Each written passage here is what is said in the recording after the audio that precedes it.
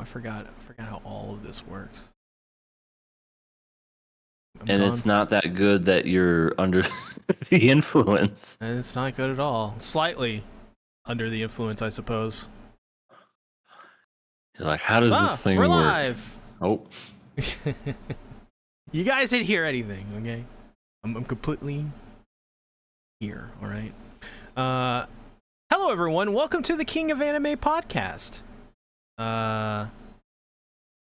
This is the only podcast in which we are all completely sober. Totally. Especially me. Especially you, good sir.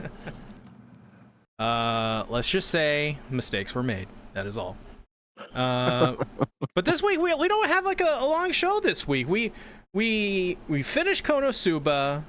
We will finish Demon Slayer this week, and we're not going to cover Fate UBW this week because we're going to save it for its own show to finish out the rest of it. And we're doing an award show later this week too. So this show should maybe last 20 minutes. And like dog years. Right. This is us we're talking about. You know, we can't just have things be 20 minutes. 20 minutes turns to 2 hours, and before you know it, boom! We're sober again. It's going to take 20 minutes just to do the questions. Oh, for sure. I mean, we got it'll be fun. It'll be really fun, I promise. And if it's not, then not my fault. I didn't do it. I'm not to be blamed. Blame this man for everything. If it fails. Well, besides that, how are you guys? How are you guys doing this week? I'm doing pretty good. It's Monday, beginning of the week. Starting it off. Gonna start it off right. We're gonna do things the right way. Here we go. The start for my week was odd, to say the least. I went into the next day, I guess the new month, still streaming because I didn't end my stream until like 2 or 3 in the morning, and I got maybe like an hour of sleep, an hour or hour 30 of sleep, and then went to work, and then watched the anime, and I'm now here. You are a trooper, Satsuki the Savage. Try to be. Yeah, you're deep in the trenches. Only 1 hour of sleep. Gonna kill some people. Yeah, that stream wasn't supposed to last that long. I didn't expect it to last that long, but happens. This is all I hear about you, Satsuki, from other people, is how much you stream. How like you start up and you're like, it's gonna be a 20-minute stream, and you're there for like 20 hours. 20 That's ridiculous. Years. How do you do interruptions? As far as like when I say interruptions, I don't mean like outside stuff. I mean myself. I distract myself, go into a rabbit hole for maybe another 30 minutes, reading the chat, arguing with people in my chat, banter, discussions. I take a lot of pauses because if I was just playing the game, it probably wouldn't take me that long. It'd probably be like a third of the time would be removed if I was just playing the game. So that's usually what takes the most time. Distractions and other stuff like that. You do tend to go on some tangents every once in a while. Like, we'll be watching something, you'll be reacting to it, and then you'll go, "Can I say something?" You'll start talking about something. It's like, all right, continue. Then they'll say something else ridiculous, and you'll be like, "This motherfucker." What is he saying? Yeah, you'll never get the pure whatever you're watching of me in my streams. If I'm playing, even if I'm watching like The Boys or something, because I've been doing that. The Boys live reaction ended up being, I'm looking at it right now, it ended up almost being 3 hours. It was an hour episode. It was an hour episode. Oh so. my god. That's insane. Well, hello in the chat to everyone. Hello Carp. Hello QRW6. Hello. Decrepit Storm says this isn't the KOA. I'm unsubbing. We gotta we forgot to put the in the title. Well, I mean, I guess technically it isn't the KOA. Wait. What does it say in the official podcast notes? Which, by the way, are the is still there. We're still the. Okay. We're the official. We are the. That's And true. hello, Randy Braham. I have arrived. Hope Sasuke ain't switching up on Demon Slayer. I don't know what that means. What does that mean? I have no idea what that means. I guess we're gonna find out. I guess that means that he's saying like don't like Demon Slayer because I'm the one who didn't like it. I mean, I think I we guess that's all what I didn't mean. like it at first, but hello, Yeah. Neon. Hello, Neon. Yes, hello, Neon. How's that arm? Yeah, I need that arm, by the way. If you got it, hand it over. Hand it over now. Oh my god. Jesus. Just a reminder to everyone, we have a Patreon. You can join it. $1 hair. It'll let me get you drop it. access to a bunch of cool stuff. I believe Satsuki and EA recorded a new thing for the Patreon. Great segue. We certainly did. We call this our little passion, little passion thing for Watamote, where me and Sasuke the Savage talk about it. So if you want to hear our thoughts about it, there's the Patreon. Please. It's only $1. One stinking dollar. $1. You can't get much for $1. McDonald's, forget about it. Burger King, never was. Wendy's, they have the biggie bag, but come on, this is better than the biggie bag. This is the bag of myself. Oh wait, no, that kind of sounds bad. It's the bag of KOA, where not only do you get the new thing that we just got, but you get our backlog catalog of all our cool shit. Decrepit Storm. He watched the video and he commented on it. He can tell you all about it. He's a real one. So Hey, yeah. And you know what, EA? If they join the Patreon, we'll have very nice support of our bags. The viewers will be able to uplift our bags, and we can rest our bags upon them if they become patrons. People are slowly unsubscribing. Even I don't know what the comment is. I mean, we got some bags that we need to rest them. I was literally talking about a biggie bag, but I was just trying to make a comparison to like everything's fucking expensive. I mean, some of us got biggie bags. Some of us not. It's all random. Talk about it. Every bag's a surprise. Also, we have a Twitter at King of Anime Pod, where I believe if we get to 1,000 followers, we're gonna show our bags on Twitter. That's not no. The only bag I'm showing is the biggie bag I buy that day. I mean, what if somebody's got a small bag? Can they show it off? I mean, more power to them. But Use your bag how you want to, but leave us out of it. We don't discriminate against people that want to show their bag, no matter the size, girth, length. Doesn't matter. We are bagless, and we are baggies. I don't know what the fuck happened. We went off the rails, and it hasn't even been 10 minutes. you know what can get us back on the rails? The KOA What is that? news. We got something that'll never give you the blues. Now let's get ready for the KOA. It's Miracle! It's like KOA new. We have like one thing to talk about. So Ranger Reject is getting a season 2. This was announced at the end of episode 12, season 2 in 2025. Honestly, I'm surprised. I'm actually surprised to get into season 2. Maybe they confirmed this before it even aired its first episode, like a month before. I did not know that. Yeah. But it's just I guess I shouldn't be surprised this day and age that it got a season 2 because a lot of things are getting season 2s now. I know.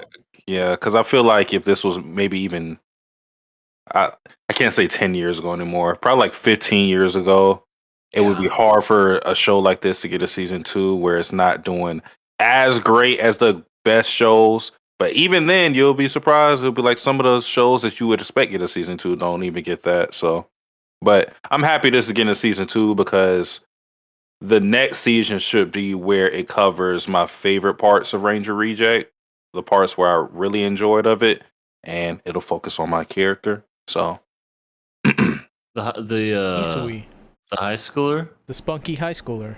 I don't know who you guys are talking about. Is it a new character we haven't seen yet? I don't know. Okay, well, We'll see. We just gotta wait till 2025 to go see. yeah, that will be till 2025, won't it? You know, Call of Duty Black Ops 2 takes place in 2025. Is that right? That's Yeah, true. now we're living in the worst world. yeah, that one's better somehow. Jesus. Honestly, I'm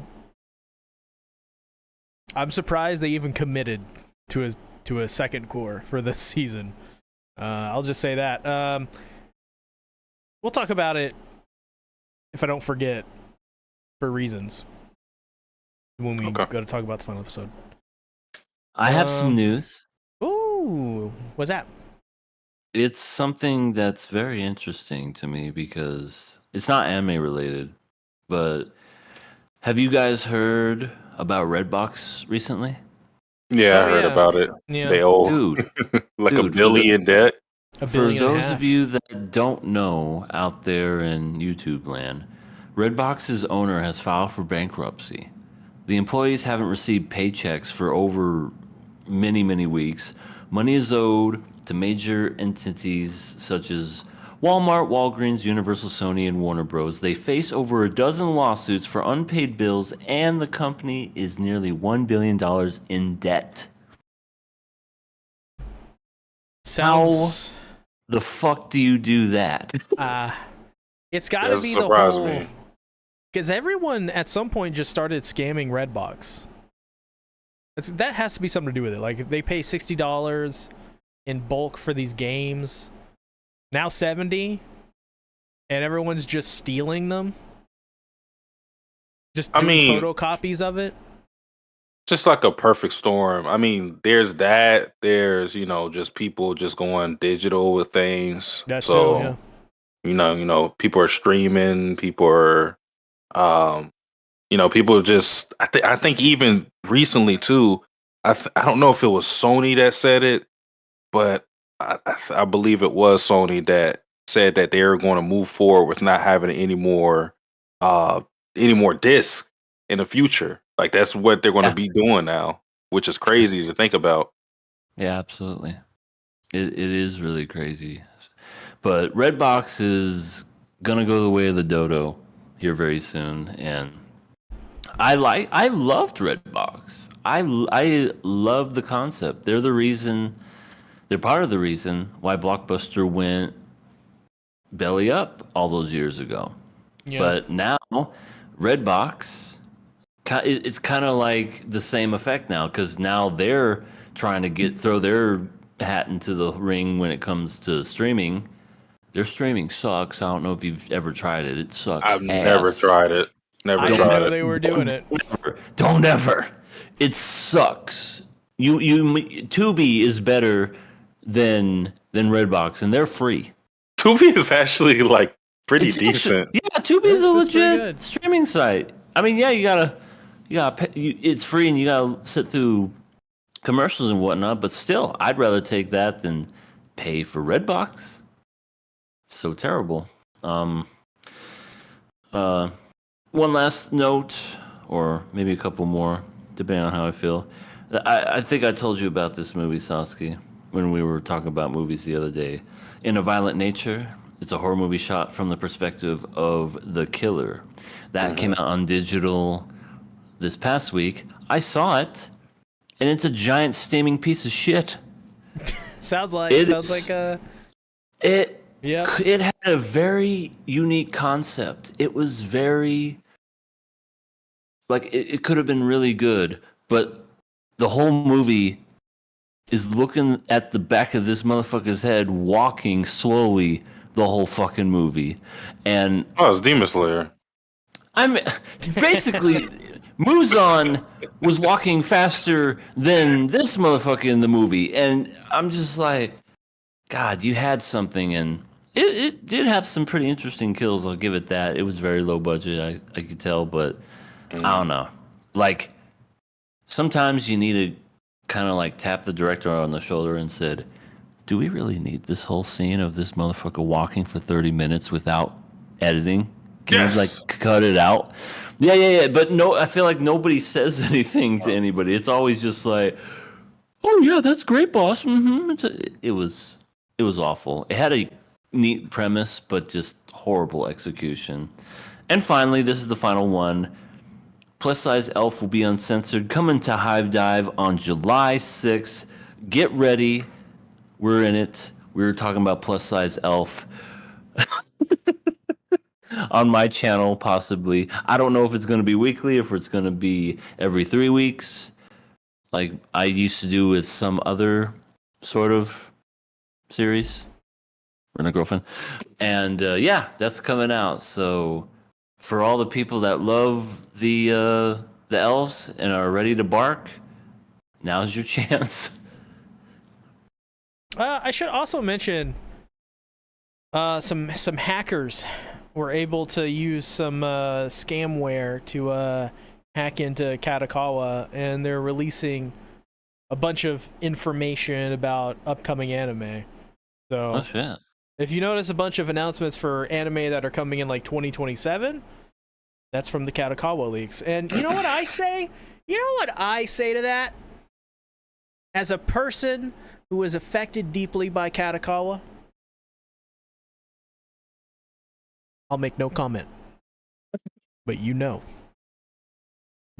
Okay. You know what I say? You know what I think? Gaming. Beautiful. Absolutely beautiful. Indeed. And that's the news for the week. Join the Patreon, everybody. Yes, join the Patreon. Every time someone joins the Patreon, you get a little air horn. Yeah, that's my favorite part of the show. Hit it again. Let's do. Come on, give me another one. You want another one? All I right. want another one. Ah, dang! I'm so entertained. All right, let's move on quickly. That was cringe. Let's talk about Demon Slayer. We're not talking about Fate this week because Saber came to my house and we didn't have enough time to catch up.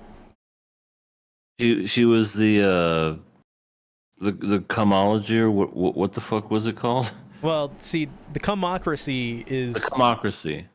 is the laws of my Discord server. We are a comocracy in the Sea Tactics. I think I gotta leave your server for like a month. It has nothing to do with you. Wait, why just a month? I need to go on a spiritual journey. Same. Sometimes that happens, Give me but some of that ayahuasca. Demon Slayer episode 8 of this. Oh my god. Can we Finale. talk about this episode? No, that's No. not why we're here. Oh, yeah. Okay. What are you doing? Let's Chane later. Does he know how the show works? I thought this was how it worked. We talked about we reel them in with what we're going to be talking about, and then we talk about No, it. we sit No. we sit in our goon rooms and we goon. Hey, boss. What What you minutes? doing? I'm looking to cut up some innocent people. This isn't what I like under the new regime of the KOA. Well, I like it. It reminds me of Vietnam. Are you a grandpa? I don't No, know. he's like one of the henchmen guys. Oh, from Fable? I'm a gooner. Let's talk about Fable instead. Let's just fuck this whole show. Well, let me do what Randy said and defy his expectations with me switching up. I still don't know what that meant. I don't know if that meant like I'm don't have a positive opinion on this or don't have a negative opinion. Maybe it's on like this. an I don't know what that open-ended is. question. Maybe it's like, what do you think is switching up? I don't know. I feel like it would be me talking positively about this episode, but I don't know because I talk positively about this season. So Yeah, this whole season you didn't have anything bad to say. I don't think. I don't think there was Yeah. anything bad in the season, to be honest. Except for Zenitsu.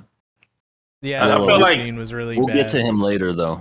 I feel like I could see why you would think this season is boring. I thought it had its merits in there, but I could definitely see why people, because this is probably the least like arc of Demon Slayer, so I think that is perfectly valid. But talking about this episode, ignoring all of that, because Oh my that God. doesn't really apply to this episode. And any instance with the story, animation, everything from top to bottom, I think this is, if it's not one of the best episode of Demon Slayer, it is one of the best. Like top three. That's how Oh, I feel about it. Yeah. Absolutely. Ufu Table really went and outdid themselves this fucking episode. Like everything from the score to the animation. The fucking animation. They even made up for the fact that the last episode they had Muzan walking for 10 fucking minutes. This one they did it again, but they made it look fucking cool. They had the credits interspliced with it. That's how they should have did it the first time. It was so like it felt like a movie. Like the beginning of a movie, the way that everything was just paced and everything. But I will say it now. If I find his fucking name. Who's the blind guy? Are you talking about one of the Hashiras? No. Kaguya? Or are you talking about Ueyoshiki? Kaguya? Is it Kaguya? He had like a long last name, but okay, I'll just say Kaguya. Oh yeah, the there he is. Ueyoshiki. Right there, Kaguya.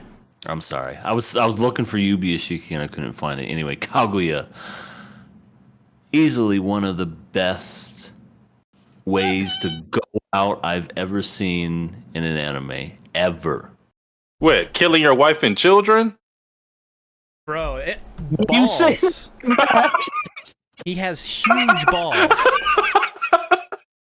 He did do that. You are right. Now I sound like an asshole, but what I'm getting at is, and yeah, he did have huge balls, but I feel like they knew about it. Maybe the kids didn't know, but I feel like the that makes it parents more. did. I think that makes it more interesting, like a discussion on whether or not they knew. Because I think you can see it either way. You could see it as they had the same will as him and they would agree to that willingly, or you could see it as his will was so strong to kill Muzan that he did not care even how his own family felt about it. Like that's how big his malice was for him. Yeah. Also, I think you could do a third one with it, and that is doing the right thing based on, because they were talking about right before that how eternity is the hatred that is felt against Muzan through all the people that he's murdered and killed and lives he's ruined. So maybe the greater good. Yeah. Because what you get with that whole scene is like where, it's just them talking about their philosophies because Muzan just thinks that humans are insignificant. And what Kaguya was trying to get across is that what humans have is the power to basically pass on their will to the next generation. Like that's, there's so many humans that, you inherit things from your parents, friends, and what became Muzan's downfall, of course he's not dead, but why he ended up in this situation is because of the years of pain he's inflicted on humans that were passed down And we could see this with the Hashiras because, Hashiras mostly had their families killed by demons, which is Muzan's fault. So Mhm. everybody has their reasons for why they want to kill Muzan. And even if they died, they passed on that anger and will and mantle to somebody else. And it kind of accumulates in that big explosion scene. I mean, I think it's also kind of symbolic that it is an explosion because it's so many. It's just it piles up, piles up, piles up, piles up, piles up until it just erupts. Yeah. I almost thought Muzan did that for a second. Because again, I don't know anything about any. I just thought I mean, yeah, he's caught up in it, but I figured he was this really strong guy that he just didn't care. He just blew everybody up with him. But then when I saw his charred corpse regenerate, I'm like, I don't think he did that. Then that's when he was like, oh, that son of a bitch. Oh, I have to regenerate. I'm like, okay, that was a plan. And then when I thought about it, I was like, damn, he sacrificed himself, him and his wife and his kids. And regardless of what you think, I still think that was just a really cool way to go out because he essentially, even he was surprised. He's like, I'm surprised you let me talk as long as you did, Muzan. He told him he got everything basically off his chest that he wanted to ever say to him, and he finally got to say it. And was just like, I'm good. Click, and just exploded. Yeah, it's very memorable death, I think. Just Mhm. because it didn't lead to, what it led to, but I think another interesting thing to come out of it is that those two were actually related in terms of bloodline, even though not anymore at this point, but they come from the same bloodline. Yeah, that line's ended now. Yeah, and apparently Kaguya's bloodline, it's a miracle if someone makes it to 30, and it seems like he made it out of whatever age he made it to out of spite itself for Muzan. It was 24. That's pretty Damn. great. So He refused to die. refused to die. That's crazy. And he had his house rigged with explosives. Those poor kids were just playing volleyball. That's true. That's literally, that entire scene is like 2 panels in the manga. It's crazy. Like them playing the ball, that's 2 panels. That's it. They turned it into like this eerie thing, which the whole thing was eerie. I think someone in my server, I think it was Carp, mentioned that the way they shot this entire sequence leading up to the explosion was they tried to make the viewer feel unsettled. Did you guys catch that? Yeah, well, when they focus on the kids, they did it when they were playing with the ball. They even had like the ball transform into like these orbs of light when they were showing the scene of that circling Muzan. So yeah, they were definitely trying to give you the feeling that something ominous was about to occur in that scene. I Yeah. just figured that he was gonna die like this whole time. The man was dying. He was barely struggling, hanging to life. I'm like, just go ahead and end his suffering. It was just basically kind of just it was a somber and sad kind of moment where you're just like, oh, this guy's gonna die, but he's at least finally gonna be at peace. But then the explosion caught me off guard. And I was like, oh, well, didn't expect that. And then that kind of because all the other Hashiras, they were hot on the tail because I think, well, later we found out the reason what had happened, but all of them were trying to meet towards the, his house and everything. And then when they saw that explosion, yeah, that was it. Everybody was just hot on that tail of Muzan. Yeah. They were gonna finish him off. They got him. I think one of the best parts of them running towards Kaguya was the apparent desperation everybody had into finding out that something was wrong, and because given that Sheena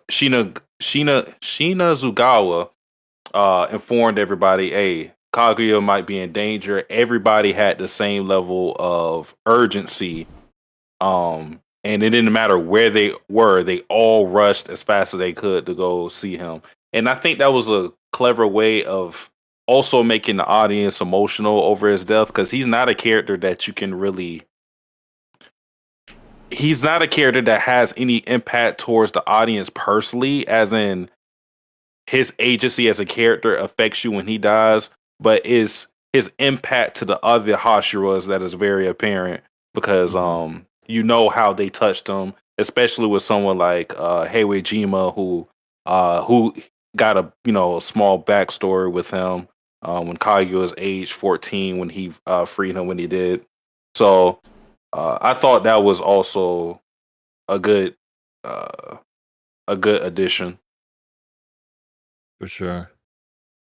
Yeah, I Yeah, mean we the whole scene was just the whole opening segments were just so well done, like from every perspective. I feel like the ending with the explosion would have been something like Tarantino would have done in the 90s. Like it's very almost Tarantino-esque. yeah, it's almost like westerny kind of. There's like a feel to that scene, because you have basically what you have is the standoff, right? So it's one standing, but you know what? The laying and standoff. The layoff. The layoff. Which I don't know. I just felt the entire thing was so well done. I would love for a live action film to take the idea of this scene and apply it to something like that. That'd be so cool. I feel like I've seen a couple that did something similar. What is good, Ryzen? Oh yeah, hey Rising. How you doing? How you doing, my guy? Yeah, I also think that the explosion just came out of nowhere, and I thought that was a really good, because you not for even a single second expected there to be an explosion, let alone that extremely large explosion. It just I think that's an example of Demon Slayer excelling at how simple it keeps things, because it's like you would never, the pace is so quick, you would never for a second. Megamine would be proud. She would. She absolutely would. Freaking, she would be grabbing her staff and just doing the thing that she does with her staff, going, "Wow, what an explosion! It's so great." Yeah, but I think they did that really well, because, like I said, I wasn't expecting it. I almost felt like the whole time he was just like kind of accepting the fact that, yeah, Muzan's gonna kill me, whatever. I'm just gonna sit here and take it, and that's what we all thought as the audience. But as you said, when that explosion came out of nowhere, that was one of those, oh, that's why. He lulled him into a false sense of security and then just blew him to kingdom come. Yeah. I think. Oh my god. I think what also is important is Muzan admitting that the reason too why that was able to happen is because of how well Kaguya was able to conceal his malice. Because even in the scenes that we see in the Kaguya, we never seen this dude mad or angry. Even in his death, we didn't see him mad or angry. Yeah. But he contained all those feelings for. I won't say he did it for this specific moment, but he was able to do it because of how nice of a person he was, how kind of a person he was. Kept his face straight, kept that poker face. Muzan didn't really suspect anything of him, and that's why he ended up being in that situation. What's good, Ellie? Hey, Ellie. Ellie, hello. We're just getting everybody today. Yeah, we the KOA bringing in them viewers. Let me tell you. Yeah. That's that entire thing was done. I liked the representation of from the production studio with this and their amazing animation. Like they had where he said like you've stepped on the lion's tail too much or something like that. Now you feel the wrath of the dragon, and it's just that like build that. up was so great. And they show like these red, I don't know, traditional orbs, whatever. Just looks so good, and just all of this 3D animation and FX. I mean, listen, I don't know what the hell happens in the Infinity Castle trilogy, but wow. They may be able to at least rival Heaven's Feel. If they do this stuff. I'm telling you right now, if Mugen Train was any indicator for how much people in Japan love this show and how it's like the highest rated and best selling movie of all time, these 3 movies that are coming out whenever they come out are going to blow that out of the water. For sure. It's going to be incredible. It's going to be one of the most anticipated movies ever. And then it's going to all culminate into like the 3rd and final movie when it's like the ending. Oh my God. Could you... The animation was great now. And then when you get the whole movie feel to it, I feel like when it's a movie, they even go more all out. You know what I mean? So this is probably going to be Ufu Table at their absolute best.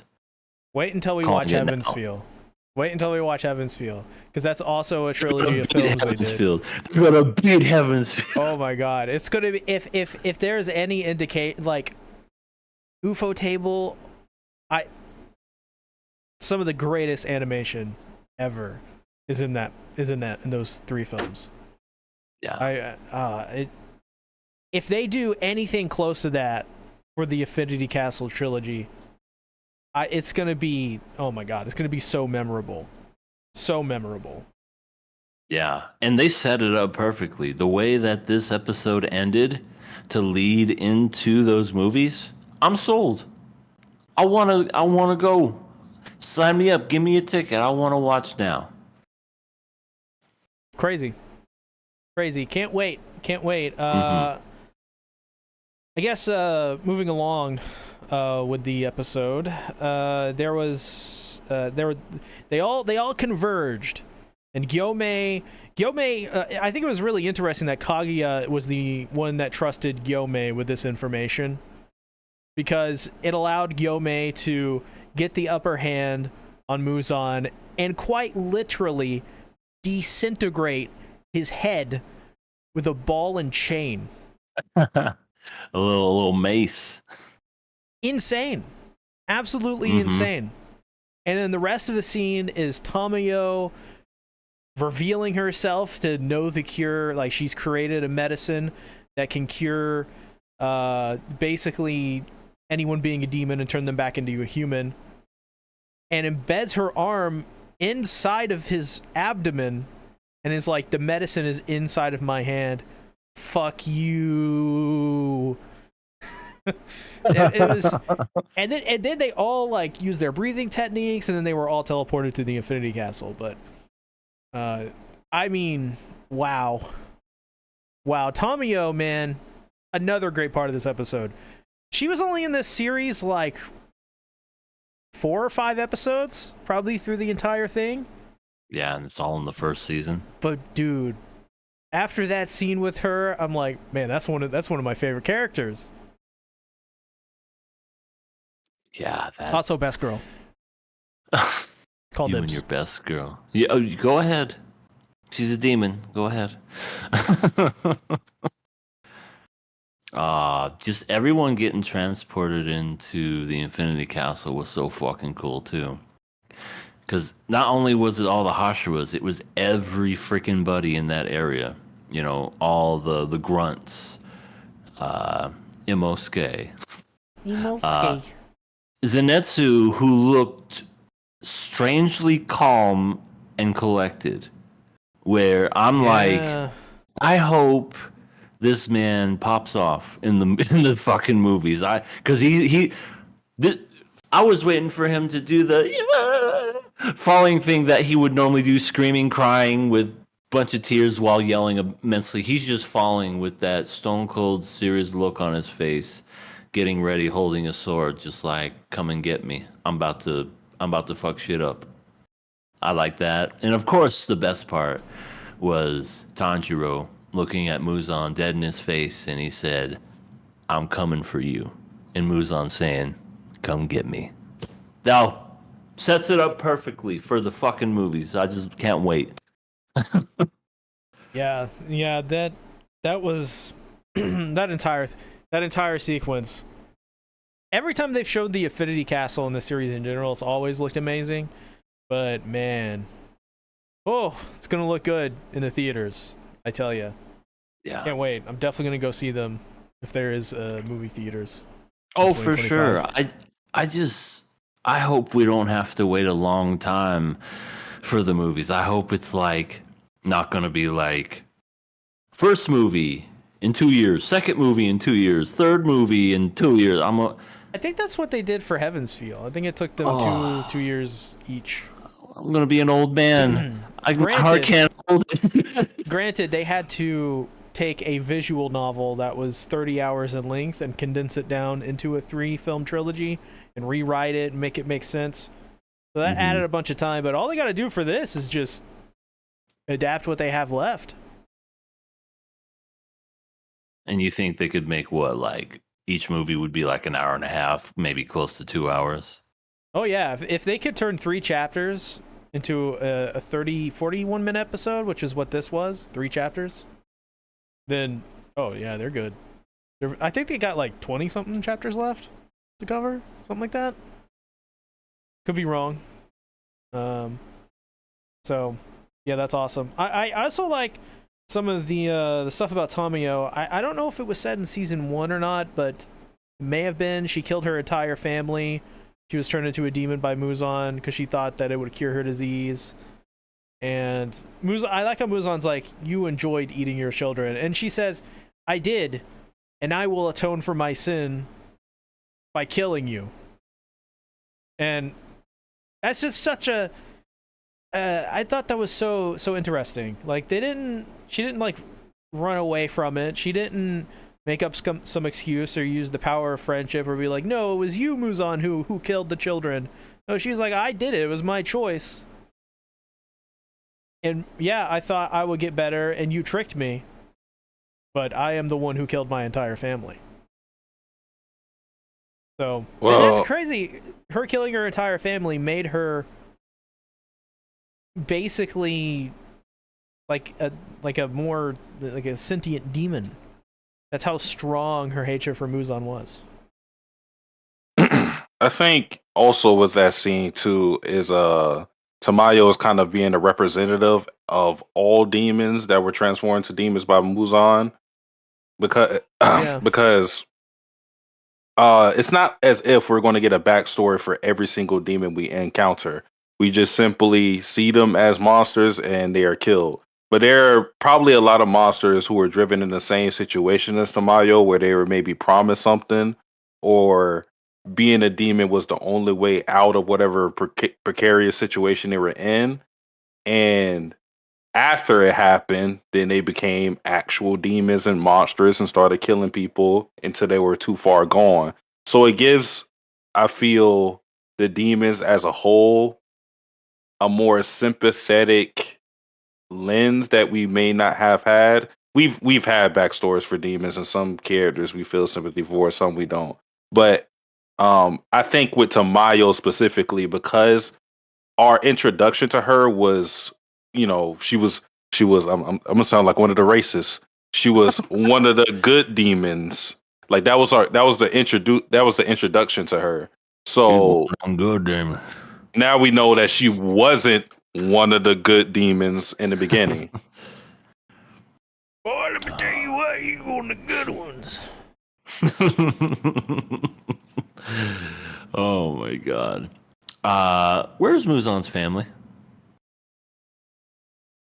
In his belly. Yeah. Gotta be. I love how they just kind of like touch base on that like one time, only to never go back to it at all. I think the only importance for that is to show you how much of a coward Muzan is because he's willing to Mhm. hide behind a family to avoid confrontation and stuff like that. So Yeah. it's really just that. Like they weren't going to have a slice of life beach arc with I Muzan. wanted to see that, and we never got it. My Hey, life is honey, ruined. let's go get some ice cream. You Muzan go on Kun, ahead. Muzan Kun. It just would have been interesting to see how he could have balanced being a demon and a father and a husband, but we never got that. So I'm just like, okay, that was kind of pointless, to be honest.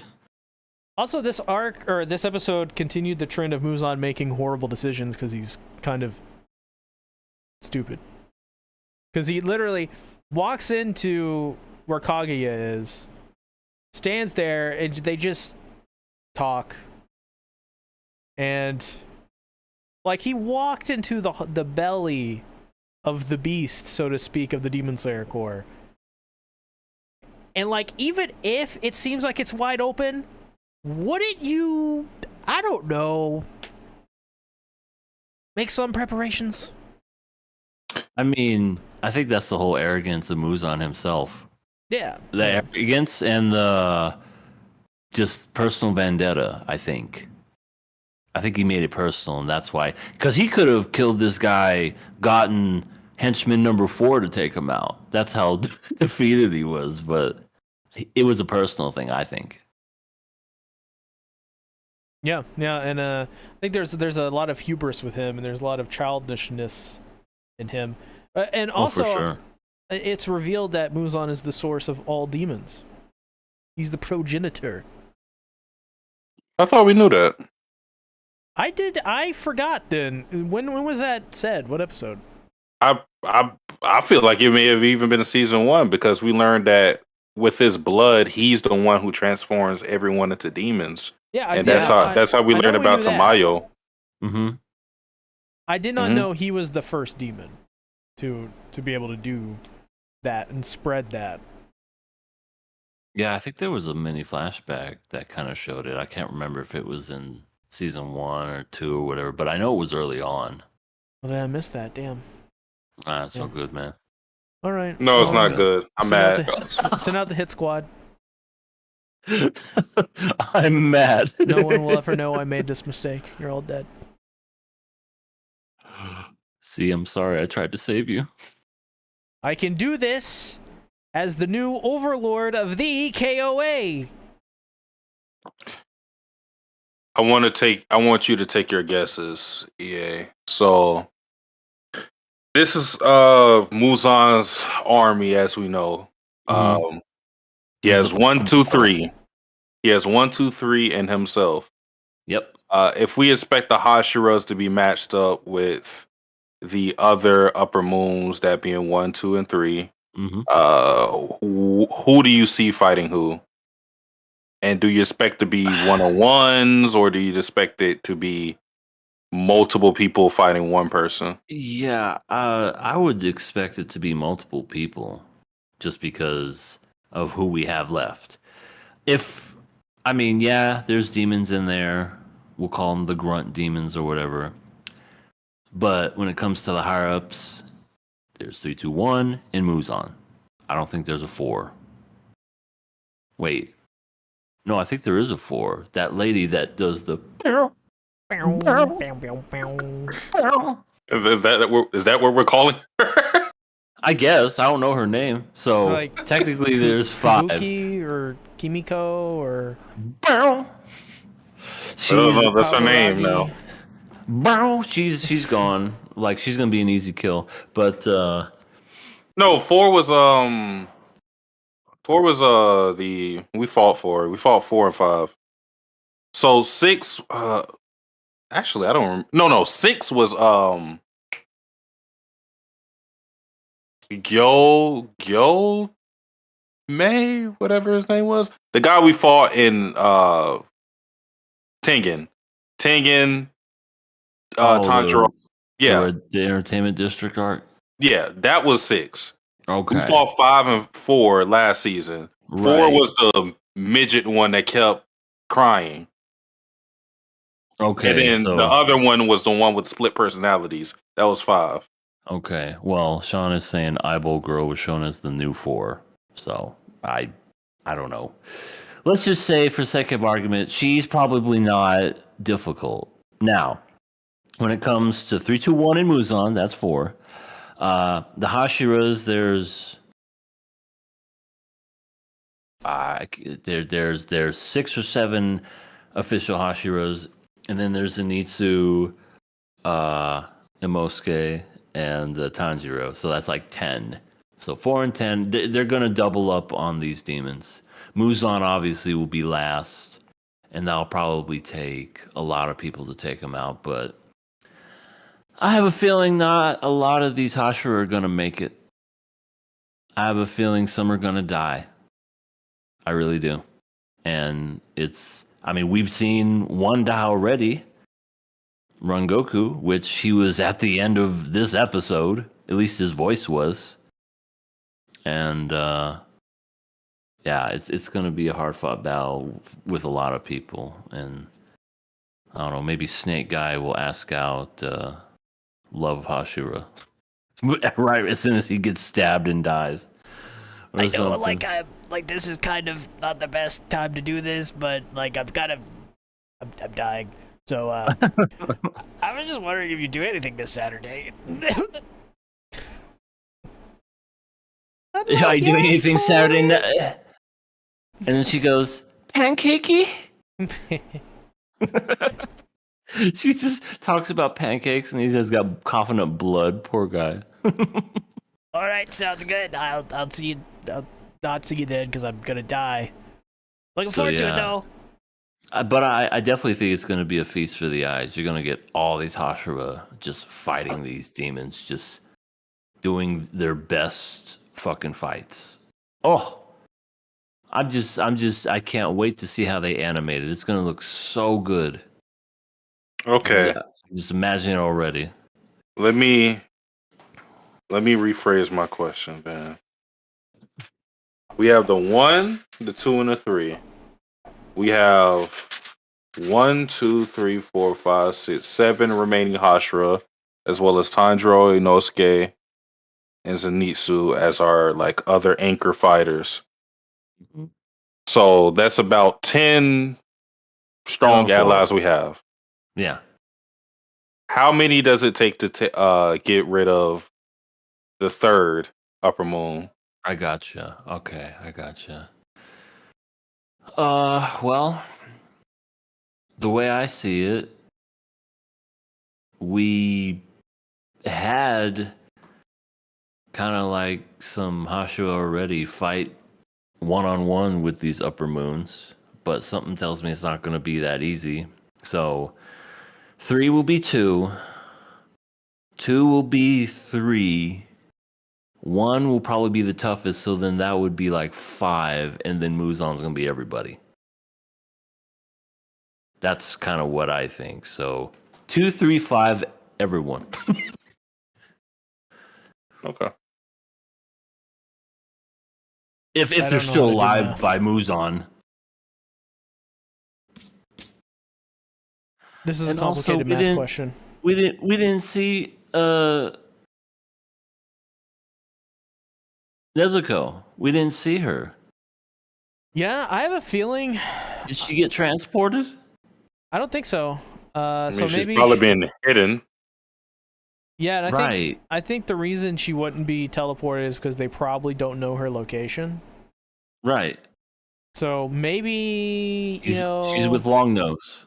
Maybe Long Nose would be like, You must wake up, Nezuko.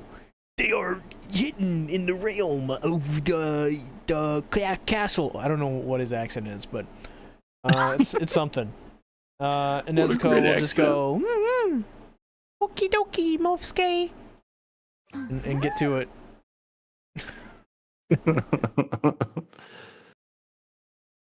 Yeah, I don't know if she fights because she would be to give up her location and for her to even be anywhere near Muzan would be too risky.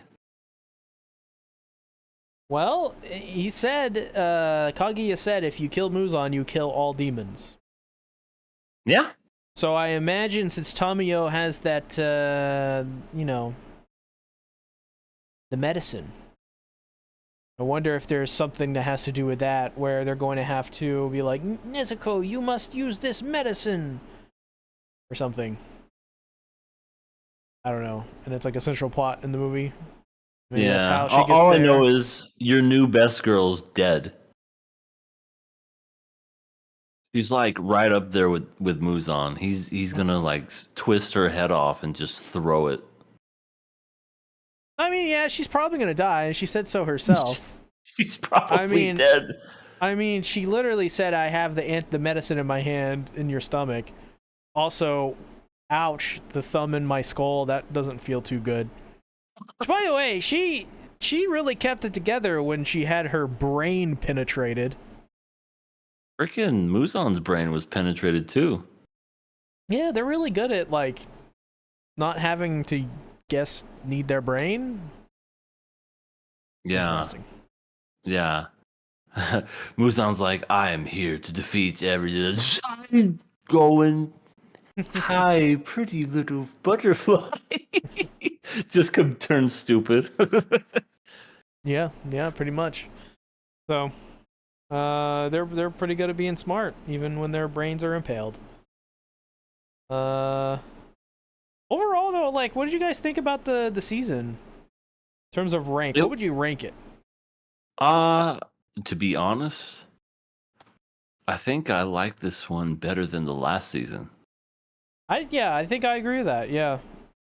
Entertainment District is still my favorite. Then the first season, then this one, and then Swordman arc. But I'm sure that's all going to be fucking just thrown out the window when these movies come out. Oh yeah, that's true. That is true. It's gonna be crazy. I can't wait. Go to the theater and sit down in my Tanjiro t-shirt with my Tanjiro hat and my Tanjiro hoodie and Eating out of your Tanjiro popcorn bucket. Which the popcorn is Tanjiro, has little Tanjiro faces on the popcorn itself. While wearing my Tanjiro glasses, while sipping from my Tanjiro Coke, while forgetting to tie back up my Tanjiro shoelaces on my Tanjiro shoes. Remembering I need to go to the bathroom during the intermission because I don't want to soil my Tanjiro undies. Boo! You stink! Did I mention I'll be wearing Tanjiro pants and Tanjiro socks with a Tanjiro watch? Are you done? I got one more. I'll get a tattoo of Tanjiro on my face. Oh, on your face. I'll become him. Oh, you're gonna get the actual scar that he has? Hey, you know, I'll do that. Yeah. That's what I'll be at the movie theater. I'll have the scar tattoo. Everyone will think I'm hideous, but they'll also probably think I'm Tanjiro. I don't think they will, but hey, whatever floats your boat. Oh my god. That white guy Thank you, is Decrepit Tanjiro. Storm. Make sure you don't see Vladilena while wearing your Tanjiro pants. What does that have to do? Tanjiro will look normal, and then all of a sudden you see Vladilena, it'll look like he's turned into Pinocchio. His nose starts growing. I'm confused. What would it be bad if I see Vladilena in my Tanjiro shorts? You'll rip clean through it. You know this, C. It's the hardest thing on planet Earth. Universe, even. No, that would be my love for Tanjiro branded items. Hello, Dan Tasmedia. Welcome in. Hi, guys. Hope you're doing well. Also, gotta say, sucks for all the people who are hoping that Fryrun will win Best Animation Award this year. Demon Slayer just secured. Oh yeah, absolutely. I mean, we'll see about that. Demon Slayer's on the way Dan. out, so you know, Crunchyroll. They love their money. Cha-ching. Is that it for Tanjiro branded segment of Demon Slayer? I think so. Yes. Thank you for our sponsors over at Tanjiro. We really appreciate it. And Ain't got no sponsor. use code Tanjiro at tanjiro.com to get 10% off your Tanjiro pillow.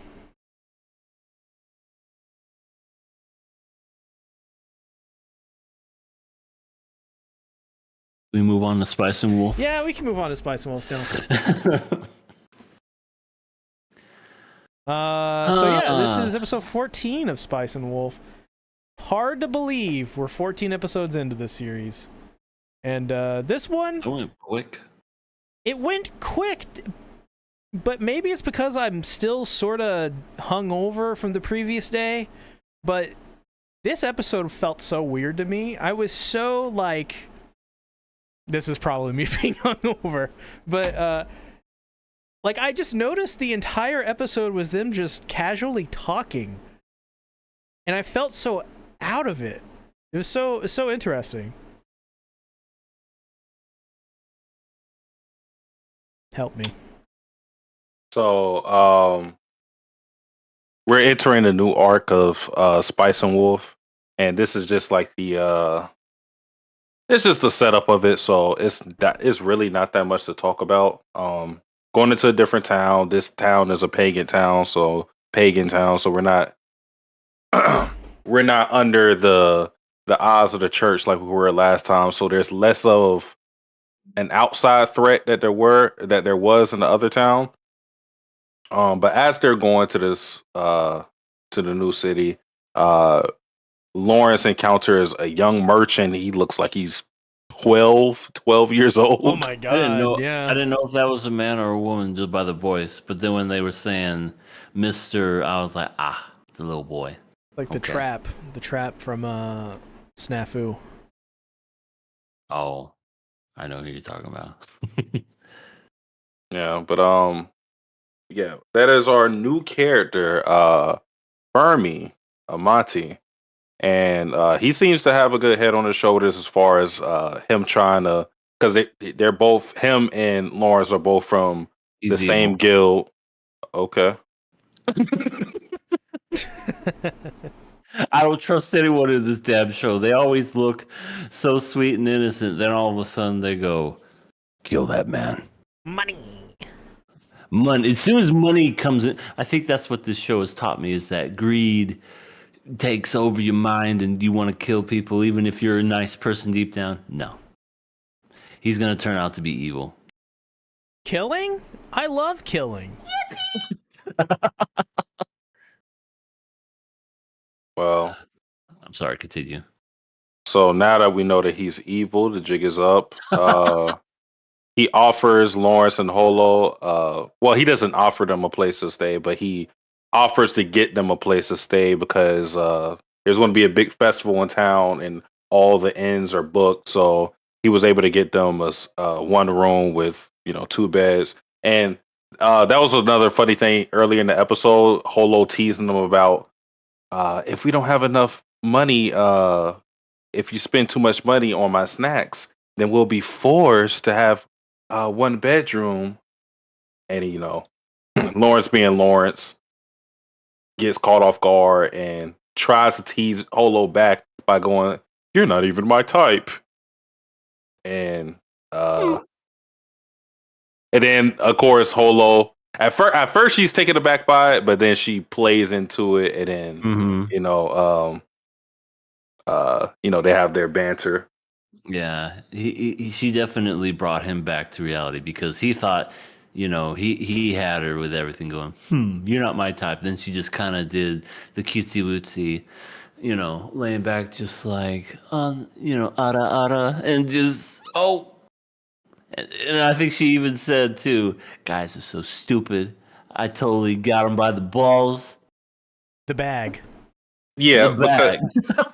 because what we saw from the last arc, Lawrence's type is someone like Nora, who is like the dainty princess type, the one that he feels that he has to take care of. So Holo kind of played into that and went, if you wanted a girl of this type, you had to be like the manly knight. It's kind of like with Lawrence, it's the old traditional values, whatever, in a woman and a man. But Holo's pointing out to Lawrence, you're not even like the traditional man either. So your type, you wouldn't even attract your type, really. Yeah. Yeah, he's like, I like more the dainty type of woman, the motherly type, the one that can cook clean. I don't like the naked wolves always getting drunk, taking off their clothes right in front of me, and transforming into wolves and putting me in their I'll mouth for take that some bullet. reason. I bet you would, you furry. I'm not. I don't know if you have enough money for Holo Sea Tactics. No offense. I think she would I do eat. not. I think she'll eat you out of everything you own. And then she would eat you. I mean, yeah. I mean, She is a wolf. you gotta risk it for the biscuit. You would risk being eaten by Holo? Or Holo, excuse me? I mean, she's nice. She seems nice. She's lonely is what she is. She is a lonely cat lady. That is for sure. She's not a cat. She's a lone wolf. No, she would fit well with cats. Like she would the She crazy would cat eat 'em. lady in The Simpsons. Just has an overcoat. You mean the one that just spouts nonsense and shit going, yeah. And just throws cats at people. Yeah. You saying that's Holo, the wise wolf, is the equivalent of a crazy cat lady from The Simpsons. I mean, I'm not saying that, but you're saying that. I think we found who Sea Tactics is What does that mean? in the show. What'd I do? Before I reveal that though, Denitas Media says Lawrence tries to help sweet old lady. 10 minutes later, lady yells off with his head. That is my prediction for what will happen in future episodes. So essentially, Lawrence type of woman is the complete opposite of the goddess Aqua. Yeah, I don't think anyone's looking for Aqua to date, to be honest. I kind of want a drunk. I want a drunk that's also extremely OP at the same time. Yeah, that sounds. Kraft got what C wants with Holo's tail at the start. Ooh. That is also true. Mm-hmm. But on to my theory on the self-insert character for Sea Tactics within Spice of Wolf. I think C is Fermi. The blonde boy. The one that was very smitten by Holo. Yeah. He took one glance at her and then he was immediately in love, as EA would say. Yep, he was in freaking love. Like that's a boy who just went through puberty right then and there. Took a look at her and was like, well, he thinks that she's a nun. She's like, I'm about to get holy with Holo. Well, okay, so and that was part of the reason why he was so eager to help Lawrence. He even waited downstairs when they were coming downstairs to so he could see her again. So obviously he has an ulterior motive when it comes to helping Lawrence, even though they're from the same guild. And her being a nun may backfire just because that would mean that she's unmarried, and he's already made it clear that they're not together, that she's just a traveling companion. So that would probably lead him to believe that Holo is single. So that might be his own thing. Yeah. Also, Holo can't read. Yeah, she's illiterate. She's a widow wit. She can't read. She's like, Reading what? I could read this. Hold on. It says Holo is the bestest ever and will always be. Give her all the loves and kisses. You can't fucking read, can you? Yes, I can. Shut up. If Lawrence was smart, he would tease her with a letter or something like that. Here's a letter for you. Why don't you read it? She's like, gladly. I'll read it. uh, I don't need to read this. I am Holo the wise wolf. She would say something like that. Yeah, I'm yeah. too good for letters. People read it for me, for I am Holo. What goes to show you that, because I think the biggest or the most important part of the episode came at the very end, where Lawrence is talking about possibly splitting up with Holo once they reach a certain check mark because of how long and treacherous that journey would be for him being the traveler merchant, because they would be exposed to the harsh winter for a period of about a month because it would be from that town to that town. So a month of harsh winter, that could, obviously it's not a good idea. So he wanted to get to that location and let Holo go off on her own, which obviously caused some friction because after that, Holo wasn't in her joyous mood anymore. Mm-hmm. Yeah, and you know what? She can make it there 2 days by leg, according to her. By her leg. And I think Lawrence was tired of her drinking him out of house and home. It's like, you stop drinking. I don't get hungover. Wakes up the next morning. Fucking hungover and dead. But then this time it's like, I want to talk to you before you get shit faced. Let me tell you something. That's what he essentially told her was like, yeah, it's gonna be too cold for me. You should go. But yeah, she just was like, I'm tired all of a sudden. I'm going to bed. Good night. Poor thing. And I like how Lawrence kind of like harkened back to whenever he remembered Holo kind of like showing her weakness towards him, basically like how she's very lonely and tired of being alone and scared, even though she is a goddess. I feel like if this was a mediocre show, he would see her acting the way she was and probably go, I wonder what's wrong with her. Huh. I bet she probably did have too much to drink, didn't she? Oh, you're a dumbass alcoholic. Wakes up the next morning. Are you feeling okay? She's like, I'm fine, thanks. Oh, okay. Well, if you want any breakfast, I'll see you downstairs.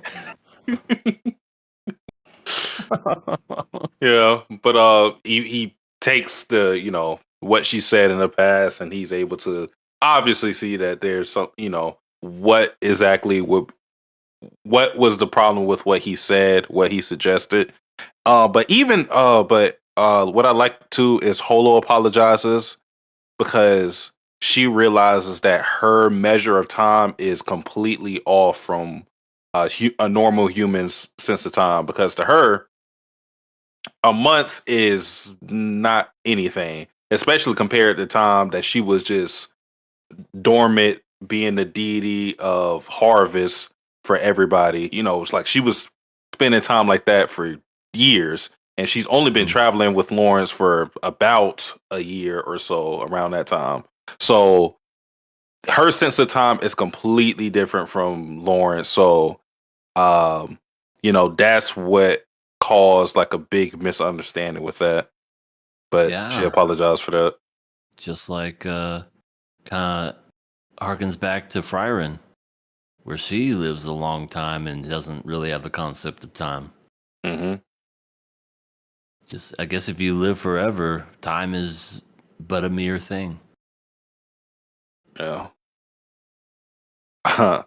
She was at the route up and then just said, I can't read. Holo is under the influence, just like this podcast. This is true. What is with anime goddess characters and all of them being habitual drunkards? I mean, I feel like that's what gods do. They're smart. If you look into Greek mythology, that's all they fucking do is drink. They're nothing but drunkards. I am for Caesar. I drink all the time. Ta-ta. I'm glad mean- he reconsidered and remembered what she said previously. Mm-hmm. Wish I was drunk all the time. That would solve none of my problems and create new ones. Why would you like it then? Because it would solve none of my problems and create new ones. Well, that doesn't sound like it would be a good thing then. Yeah, but the new problems are fun. It's different. You gotta do something. You gotta add stuff onto the old stuff, right? You gotta make it better. I don't think so. I think we are under the influence. I'm not as think as you drunk I am. Majesty drinking with Holo. I don't want to. Yeah, I don't either. Because this is what he'll say. Have you seen my Tanjiro glasses with my Tanjiro pants and my Tanjiro ass? And Holo will be like, who is the ass? There is the ass. No, she'd love me. She'd appreciate. She's gonna me. hate all humans. She would curse humans. She'd be like, I met this one human a long time ago. He was called Sea of the Tactics. I couldn't stand this guy. Like, remember, this is the same woman that bit a saint's ass.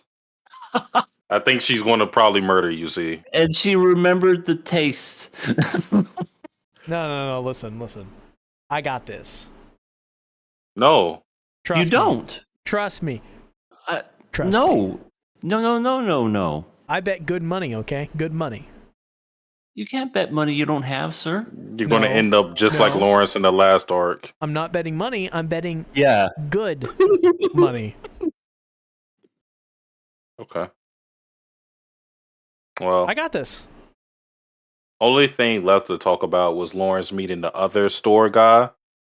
I don't think they gave us his name this episode, but I thought that was important just because we know that that's Lawrence's ambition to own the store and kind of be where he's at, where he's settled down.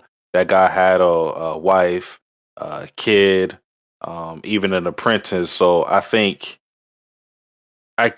too, given that they seem to have started around the same time, or at the very least, Lawrence saw his early start at being a traveling merchant. It may make him feel a little inadequate, given that he's still doing the same thing for years and he hasn't achieved his ambition yet. Yeah. He's still young, though. He'll get there. He's got a long way to go. I like what Decrepit Storm said here. Holo showing her loneliness. Meanwhile, see, let me tell you about Best Girl. Let me tell you why Nora's the best girl. Let me tell you why One Piece, very cringe, but Nico Robin, best girl. Listen, I would call her best girl. What do you mean? Listen, I'm suave. I don't know. I think. I got, as the kids say, No, don't say it. game on God for real. I think No cap? you and I have different definition of game. Listen, Holo, give me 5 minutes. That's all I need. To do. I want to say, what are we gonna do exactly in that 5 minutes? I got game. Oh, you're gonna give her a Game Boy? No. I'm gonna, be all suave and hold hands or something. What do you? I got game, okay? I don't think the stuff that you're doing in your dating sims is going to work with Holo. I just got a sneaking suspicion. You just select the right option that appears in on the screen, and it's usually something like not the one that's the most obvious one. So it's like the least obvious one. So I just picked the least obvious one, and then Holo's like, "Wow, you got game." She's like, wow. I think I'm getting a call. I gotta Please, take this. please don't tell me you're getting your dating advice from Honey Pop. Oh, Hooney Pop. No. We've moved past that. I said, let's go get some broads. I now get my dating advice from the Sakura visual novel games. So, Sakura I feel like that Space- might be worse. Yeah, that involves a lot of bugs.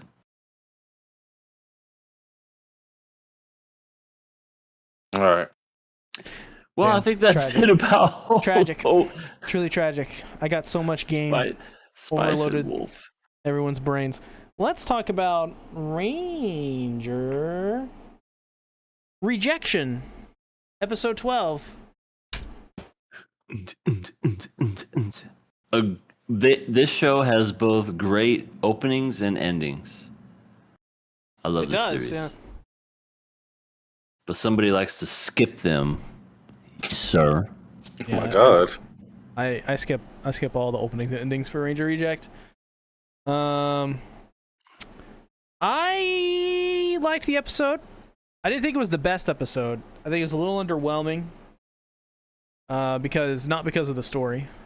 Because the pacing, I felt it was once again really quick when it should have been, like, all the scenes were fine. They should have just gave everything more time to kind of sit with the viewer. And I felt like putting in a minute and a half recap to start the episode, and the minute and a half opening, and the minute and a half ending. Why didn't this series just not play the endings and openings like ReZero did? They knew you were watching. Damn. They knew I got game. No, God. let's not talk about this. Gaming. Oh. So, fucking Blue dies. Blue, yeah, they killed Blue straight up, which I was very surprised by that. I didn't think they were going to do it. I didn't think so either. I thought for sure that D was going to get killed or find a hasty retreat or something.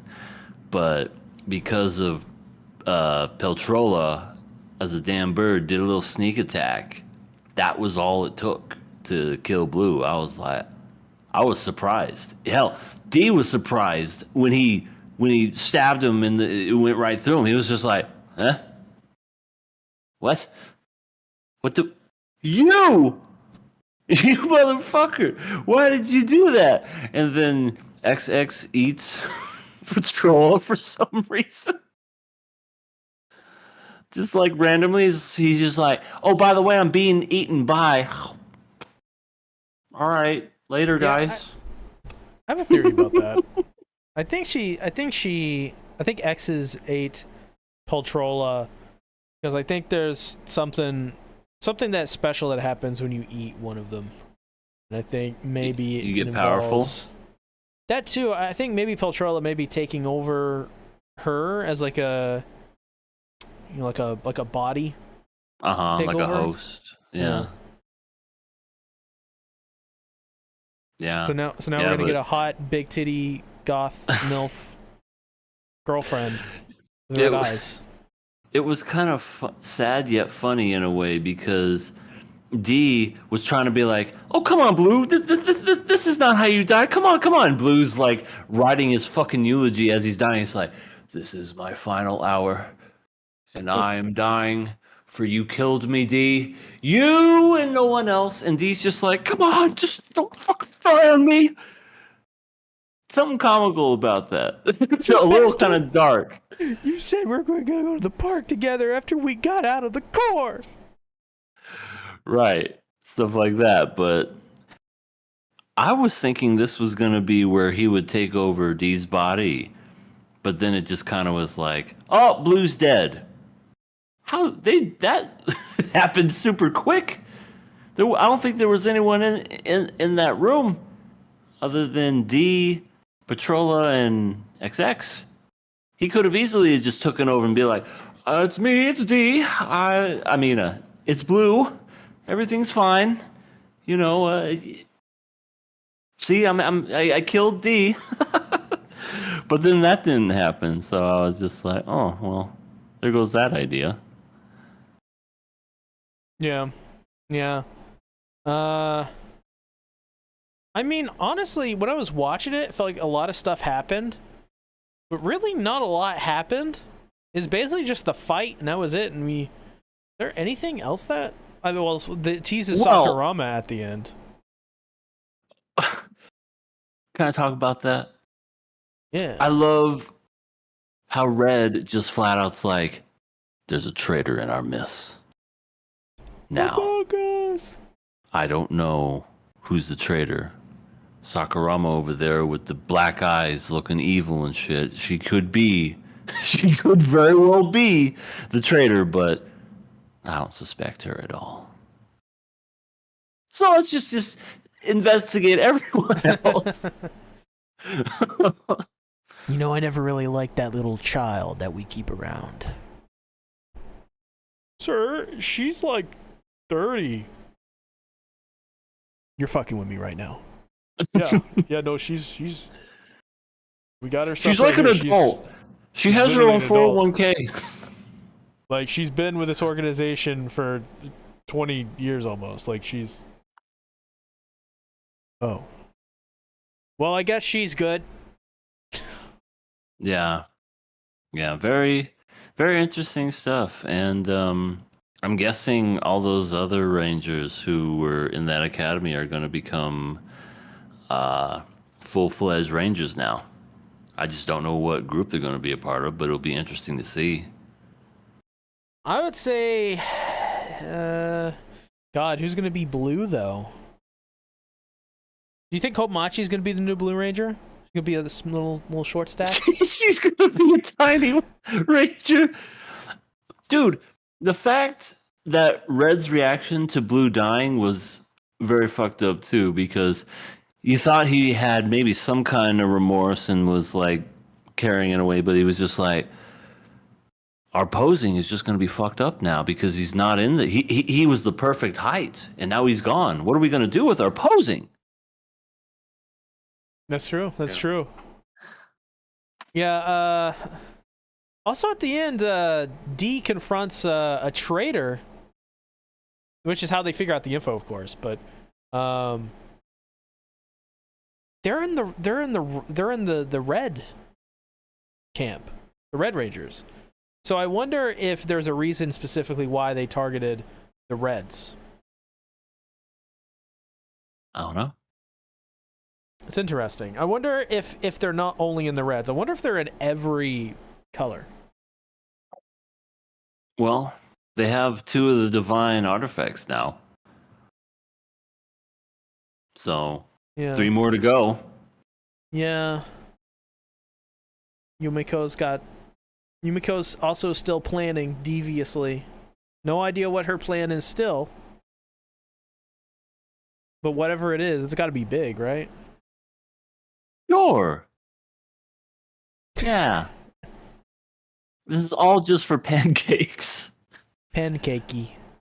Like- cakey. I like pancakes. They're so good. Is that why you killed everybody and got all these deviant artifacts? Yeah. Endless pancakes for everyone. I don't know. What did you think, Satsuki? What were your opinions on the happenings? So the first thing with D versus Blue, I thought that was a good moment just because I mean, this already happened in the last episode, but D was ready to take on that fight. And I don't know if y'all got this impression, but if you look at that fight, I think he was prepared to die. Even though Blue was heavily injured, I don't think he thought he was going to win, given that at that point he was just using his body as a weapon and the obvious like difference in their power. But he wanted to go out with the pride of a monster because we get the backstory of D, where he was one of the fake boss monsters when they were doing the show on Earth.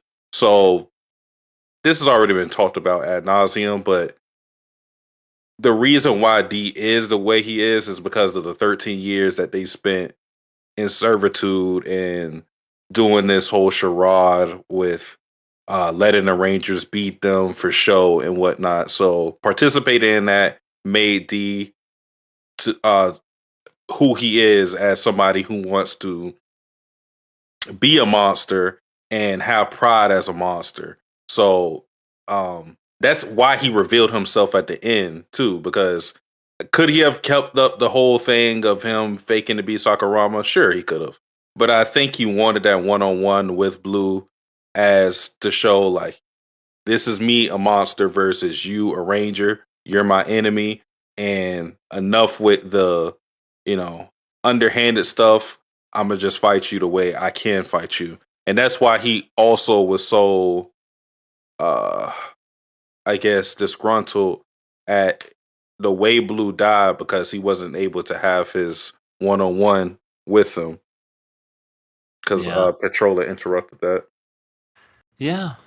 The Blue Ranger kind of gave a little, kind of like a nod to him, basically saying, if I don't kill you, I feel like you're going to really hurt the Rangers, the keepers. Well, he said that he would probably end up being even more of a problem than the boss monsters, which is insane. Yeah, that's some high respect. He's like, I better take care of you. He just didn't expect a sneak attack through the neck. That's one way to go for sure. Ugh. Yep. Let's see what else. Dude, what is wrong with Sakurama? Well, his face got burnt, so his face is all fucked up. Did it get? I thought he. Well, okay. I know he got it. He willingly just cut his own arm off, just like zoop, there it goes. When did he get burned? They like shot him in the head, right? It was in that fight. It was in that fight. He looks worse for wear. He's not looking too good. He's a little charred and crispy, a little missing of the appendage. Yeah, who needs a hand? Especially when you just give it up so easily. Neon. Yeah, Neon. Give me the arm. Give me your arm. Listen, Neon. Listen. You're gonna give me that arm, okay, Neon? I demand it. What is happening?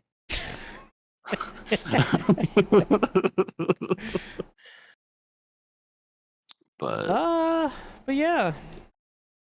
I'm excited to see where Sakurama his character goes. Yeah, he almost looks crazed in a way. Yeah. Because he's got a hood over him and he's almost villain-esque in a way. And I'm like, why would he become a villain all of a sudden? Yeah, I don't know.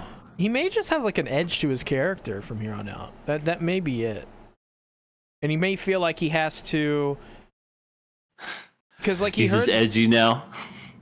Well, maybe it's the fact he realized he kind of has to. He has to do things he doesn't want to do, and that's kind of hardened him and steeled him and made him have more of an edge, more of a darkness to his character. Maybe that's the approach. I don't know. What if he's just ugly? But he's just ugly. But yeah. Satsuki, he only has his entire face burned and missing an arm. He's beautiful. Oh, well, I retract that. And also, he already looked very handsome beforehand. That's true. But he's definitely ugly now.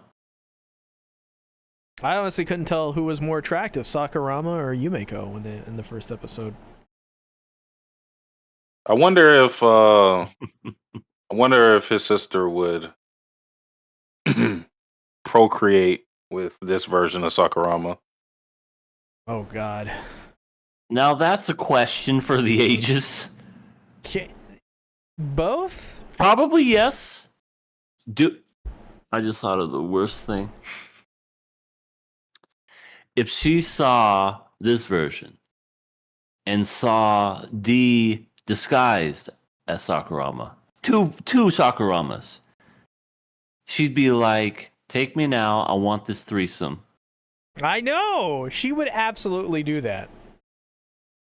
Like that's like a fucking fantasy for her, and then it's become reality. Those she forgets about being the Pink Ranger and just tears her clothes off. One of them's the cute, Gets in the wheelchair.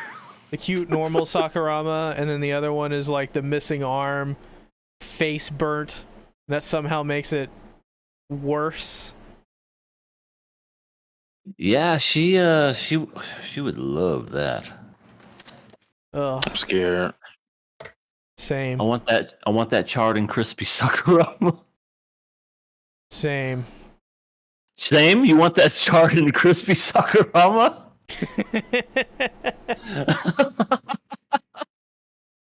Oh, the Star says, "Go Ugly Ranger." Go ugly ranger. E.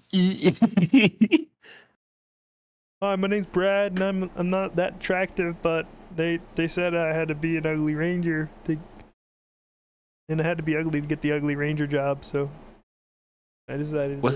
Who's that guy in One Punch Man, Sasuke? The really ugly guy, the villain. I don't know if I could say his official name or not his official name.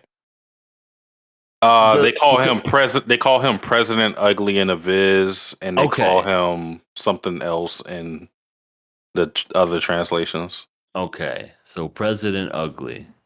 Yes, that guy would be a part of the Ugly Rangers for sure. He might be too ugly. Yeah, he's too ugly to be in the ugly club. Can never be ugly Yeah, you enough. could be. Yeah, you could be like a medium ugly, but you can't be hideous. You can't be repulsive. We have standards here in the ugly club. As they're saying it when they're ugly. Sorry, guys, you can't. You can't make it.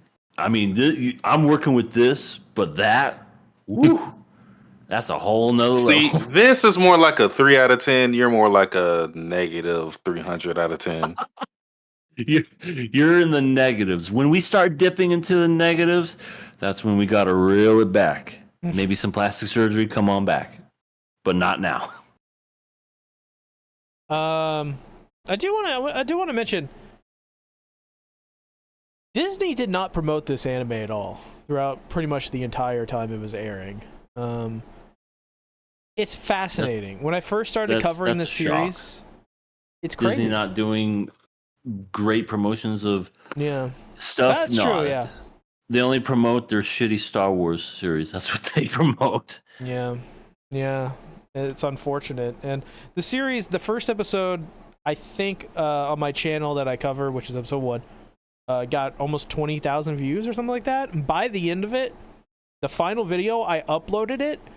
In the first hour, not even 100 people watched the video. The next day, which is today, it's currently sitting at less than 1,500 views. I'm sorry. I first thought that that's just maybe me taking a week off. No, it's not. Views are down across the board for a lot of Ranger Reject videos. And it's because nobody knows about it. Like, nobody even knows it existed.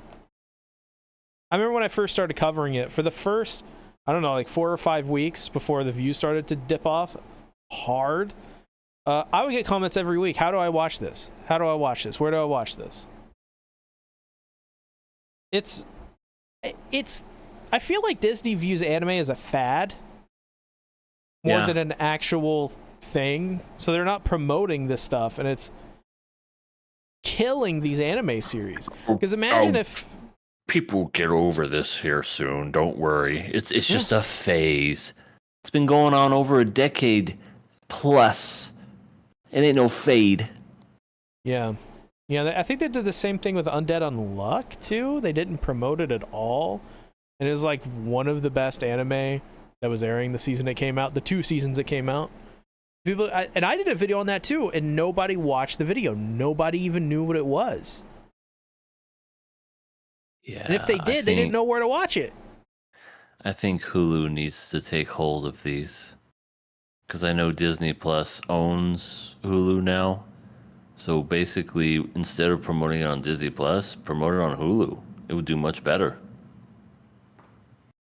I don't know. I don't know, man. I don't know what they're gonna do. Because that's where I watched Trigon Stampede was on Hulu. I think it would be ill-advised for a Japanese studio at this point to sign up to stream their show on Netflix or Disney. Netflix, yes. Netflix is good because they promote their shit. Well, they don't really promote their shit, but they're good at. It's in the algorithm. Algorithm, word of mouth. They're really good at stuff like that. Mm-hmm. Like a new Netflix show comes out, everyone usually, like a lot of people usually try it out. That's one of those things. Because they have that culture. They develop that culture they can do that with. But Disney doesn't have anything like that. The Crunchyroll, you could do a Crunchyroll. Crunchyroll would have been perfect, obviously, for if you're talking about their widest eyes for the target audience. But see, Crunchyroll also would have had to have done Matensei. Oh no, they have to make one more tweet. You gotta promote you gotta promote that series. Yeah. I mean, this anime is probably doomed no matter what, but I don't think it was given the best chance either. Any other streaming site would have been better than I agree. Than what they signed for. Definitely. And I think it shows. I think it's like I heard as well, like the manga sales for Ranger Reject are abysmal right now. Like barely nobody like it may get canceled. Apparently. What? Nobody's reading it. Like no one. I doubt. It's way too far. It's like I don't know, I don't have it in front of me. It's like in the 150s. Yeah. That's what I last saw. I mean, we'll see. We shall see. Take bets next season. What do you think? We're getting a Promised Neverland season 2 where they cram everything into 12 episodes, or are we getting on the straight and narrow like this season? I mean, I guess it would really depend. I think we get the straight and narrow. I don't think we get the Promised Goofy Land treatment in the second season. I feel like that's such an anomaly. Like, how many anime can we name that go that far? Like, there's been a lot of rushed anime, but The Promised Neverland is probably the worst one that went that far. Yeah. I don't even think Tokyo Ghoul just ended their series like that. Like, it rushed, but The Promised Neverland ended the whole series with 2 seasons. And the ending was a collage ending. Yeah, I don't think I've ever seen that ever in life. Yeah. Yeah, that was a series. That really, I know we joke and say it was a fever dream. It really does feel like it was a fucking fever dream because we were watching the first season, amazing. Then we get to that and it was just, wait a minute, there's a time skip? What the, wait a minute. Sasuke, hey, Norman! Norman's here. Norman's here. Does this happen in the manga? And you're like, no, I don't know what the fuck happened. Yeah, from episode 5, it was literally like, I think this show is like going the minute I saw Isabella there, I said, wait. I said, what is going on? This isn't how it happened. We should watch we should read the Promised Neverland's manga for KOA Plus. You know, I might actually do that just for KOA Plus. We can break it up into segments. We can just do it arc by arc. I mean, Yeah, I wouldn't mind. I know, Sasuke, you say it's really not that good, but would you say it's like better than what we got from the anime? Um, if I were to make a comparison, the Promised Neverland manga is like, first and foremost, I don't. It's not that I don't think it's not good. I think it's just above average, and I think that's a shame given that the start was so great. But let's say the Promised Neverland manga is, I don't know, what's an above average food chain that you could think of? It's like you got your Burger King or something. You got that. Sure.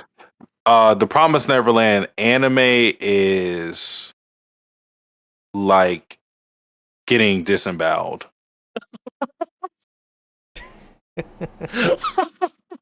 I love that feeling. Okay, so it's actual. So okay, so reading the manga, a Whopper from Burger King with a side of fries.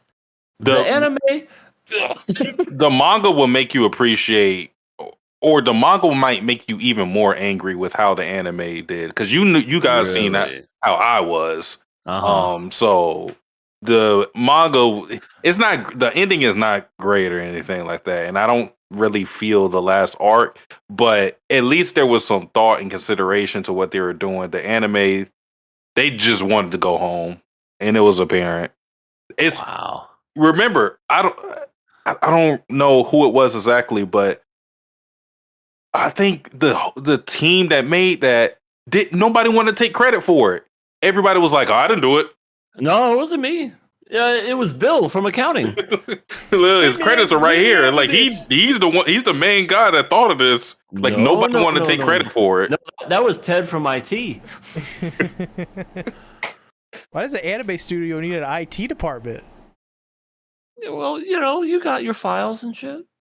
People don't know how to right click and save. Wouldn't that just be Just go Or- with the flow, man.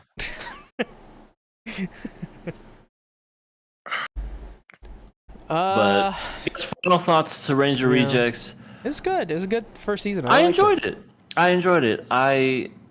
For me, what impressed me the most about this, it made me want to read the manga more because Yeah. this is from the guy that did Quintessential Quintuplets, and it's really impressive how he went from a unique harem to basically kind of like a shonen style. That's just when people can deviate from their genre and take risks and do new things. I appreciate people that can do that. It shows just how creative some people can be, and I feel like this guy's very creative. It's funny too because he has some of the essence still that was in QQ in this series, just with, you know, with quintuplets, them being quintuplets, and this being a Sentai series, five Rangers. Like, He loves the like number 5 he took the theme, the five theme, and applied it here, which I thought was cool. for sure, and he knows how to draw very attractive, beautiful women. Yeah. We got Yumiko for C Tactics, Angel for Ellie. And me, Oh no. My apologies. Ren for C Tactics. yeah, Ren is C Wait. Tactics for sure. Wait, I want Boo boo. Yumiko. Ren for C Tactics. Damn it. Angel for Ellie. And me, I like Angel too. Okay. She's great. Angel team. Can't believe I Team get Angel. freaking Rin. Hey, there's nothing wrong with that. You'll never have to worry about dying at sea. She's a life preserver. She's also alive. That too. Yeah, There Yumiko's you go. alive. She's cool. Not for long. Well, speaking of alive, that was bullshit. How curly hair, short Koguma. Toguma is somehow alive, even though he has a fucking hole in his goddamn chest. Well, okay. Okay, he's hanging on by a thread, but he's still breathing. It was the No, Metachlorians. Yeah. I was gonna say they kind of, I don't remember if this was in the manga, but they kind of referenced something with him surviving that, because they said that they needed to use a divine artifact to heal him. I'm gonna let you take your guess on whose divine artifact that could have been.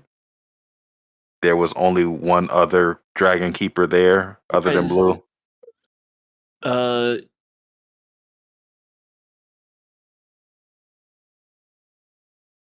oh God, this is another one where I'm supposed to know shit and I'm gonna fuck it up. It's rhymes with Wincest. Oh, duh, that's right. She was up there, wasn't she? Okay, so Pinky Winky. Pinky Winky. I mean, it's a generous And if name. you remember, the Pink Swad, their specialty is support. Oh, that's right. Okay. Too bad what's his face couldn't live. Yeah, he probably should have dodged. I mean, he dodged into the beam. He- It's what he- you're not supposed to do. Yeah. He did the. Remember in the Fallout show when the guy gets the crossbow through the neck and he's like, Am I What? still breathing? Oh my God, I'm a ghoul. The Brotherhood's gonna kill me. I can't go back. "That's so crazy." That guy gave him FEV. Insane. Uh-huh. And now I can't wait to see what he does in season 2. Oh yeah, he's a You great know he's gonna character. have his own story. Okay. Shall we talk about the Fable? The Fable. Let's talk about the Fable. The Fable. The Fable episode.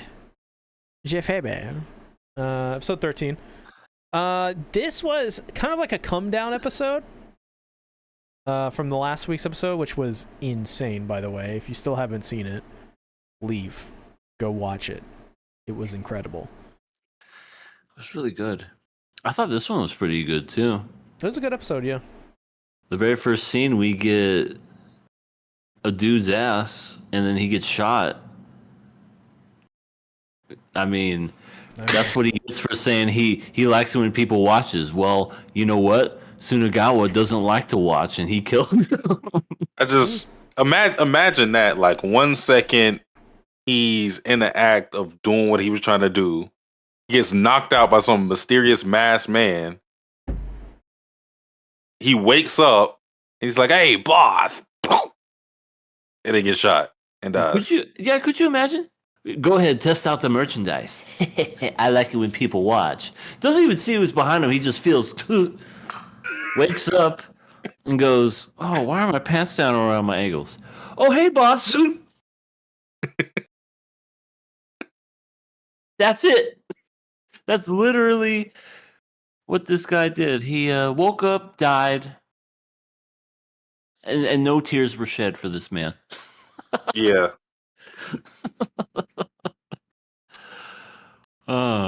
But okay, so I was kind of right. I was a little surprised at how quick Ebi did it, because the way he was talking to Kenji at the beginning, I thought maybe he was gonna like give him a chance and live, but nope. Put a gun to his head and pulled the trigger. Killed his own brother. Did it kind of just like how it would be in a mafia movie. Pretty much. You know, when they get somebody to whack somebody, they, put them in the back seat or something at the front seat. And then, they have the other person in the back and they just. Yeah. Choke him. Yeah. But kind of necessary. Indeed. There's Kind a of bit sad of, in a way.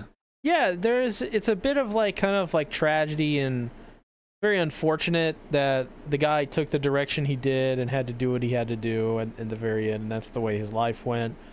But at the same time, it's almost like, you know what it is? You know what it was like? It was almost like, I don't know, putting down a dog that doesn't know any better. That's just kind of like, oh, we're gonna take you out, old Yeller. We're gonna take you out back. Oh, we're gonna have fun. Well, it's gonna be great. And then they see the beautiful sight in front of them, and they just shoot them. Yeah. Look at the flowers, see tactics. Yeah, that's what Light Ruler was saying. It was a of I mice like and men flowers. ending. Speaking of which, hello, Light Ruler. Oh my god, that was from Pretty good timing. Walking Dead. Carol. Mhm. Look at the flowers. Oh, that poor little girl. But she had to be put down. She deserved it. I mean, she murdered her sister and didn't even feel any remorse. But that was such a weird and sad scene because that was just a scene basically saying, "This is what happens when kids grow up in a weird zombie apocalypse. They don't understand the concept of death." Mhm. So fucked up. But yeah, that's what happened to Kenji. He said he was sorry. He told his brother. He said, "I'm sorry," and he's like, "I know." Boom. Well, the thing with Kenji is there was going to be no like, because he tries to get down to the bottom of why he does it, and it comes to find out, Kenji has more than one thing in common with Rudy from Mushoku Tensei. Dude, I saw that and went, "You gotta be shitting me." I saw that and I immediately thought of Rudy. Like, no joke. I was like, "Am I taking crazy pills?" But see, they didn't have to turn it into a whole second season. All they did was just mention it for a second, and then that was it. That was the drive of this character. And yeah, he had erectile dysfunction. The reason why we found out why the reason he ended up in jail was because he strangled a woman to death, and it was probably because of that. It's probably because she laughed at him, laughed in his face, and just choked her out. And even Ebba was just like, "You grew to hate women, Well, so you don't do this." I'm sorry. Go ahead. I was going to say my interpretation of that was that he gained erectile dysfunction because he found more pleasure killing that woman than he did having sex, Oh, and that kind of warped him. yeah. Okay. And that's why he relishes so much in violence, because I mean he talked to Takahashi about like how sex and violence are like, two sides of the same coin. Oh So my gosh, it makes That's sense now. yeah, Do you you like like writing. sex. Holy shit. See, now that's actually really clever. Now that I think back at it with the writing and everything, I'm like, that's why he pulled out a gun and points at him and says, "Do you like Pull out my sex?" gun. Yeah. So it's like That's- overcompensation because since he can't fulfill his sexual needs, he has to be super violent, or he has to find a thrill a different way. Yeah, that's how he gets off, is through that sick type of shit. Crazy, but yeah, another one bites the dust. Do-do-do-do-do-do. Yeah. I wonder how his death will affect. Oh, I always forget his name. The guy he traumatized. Takahashi. Yeah, I wonder how this will affect Takahashi's character as the series goes on. I mean, he'll probably be a lot better. Are you kidding me? He's gonna be like, "Yeah, It'll give him that motherfucker's dead." It'll give him time to focus on the love of his life. Yoko. His left hand. Oh. Well. I mean, she has her moments. She was pretty cool this episode. Well, are we sure she got so drunk she fell asleep with her eyes open like Major Pain? My God, yeah. I mean, that was funny. It was It hilarious, was. but she has a problem. She's got a problem. Little. If you can get drunk falling asleep with your eyes open, I think you need to go to rehab. Just saying. It's like, how you doing? They tried to make me go to rehab. Yoko will be the last love of his life. Yeah, she'll smother him in his sleep. That's if she sees him as a friend. If she's your friend, good friend that you can have. If she's not, watch out. Yeah. I just think he needs to get far away from her. When Misaki came over and stayed with Yoko and Akira was there, I was like, you both of you have made the wrong choice with your lives to walk into this lady's apartment. I would have done anything. I mean, Well, to be fair, Akira had to be in that apartment because they were burying a body. that is true. Just don't drink around Yoko. Simplest solution. Oh my god. Don't drink. Oh my god. Don't get naked. Don't get naked because what She'll Oh my draw God. penis on your face. that scene where Misaki's going through the notebook and she's like kind of like seeing the drawings. He's like, "Oh, he's so cute. Oh my god, he's so Why dreamy." would you Oh. draw that?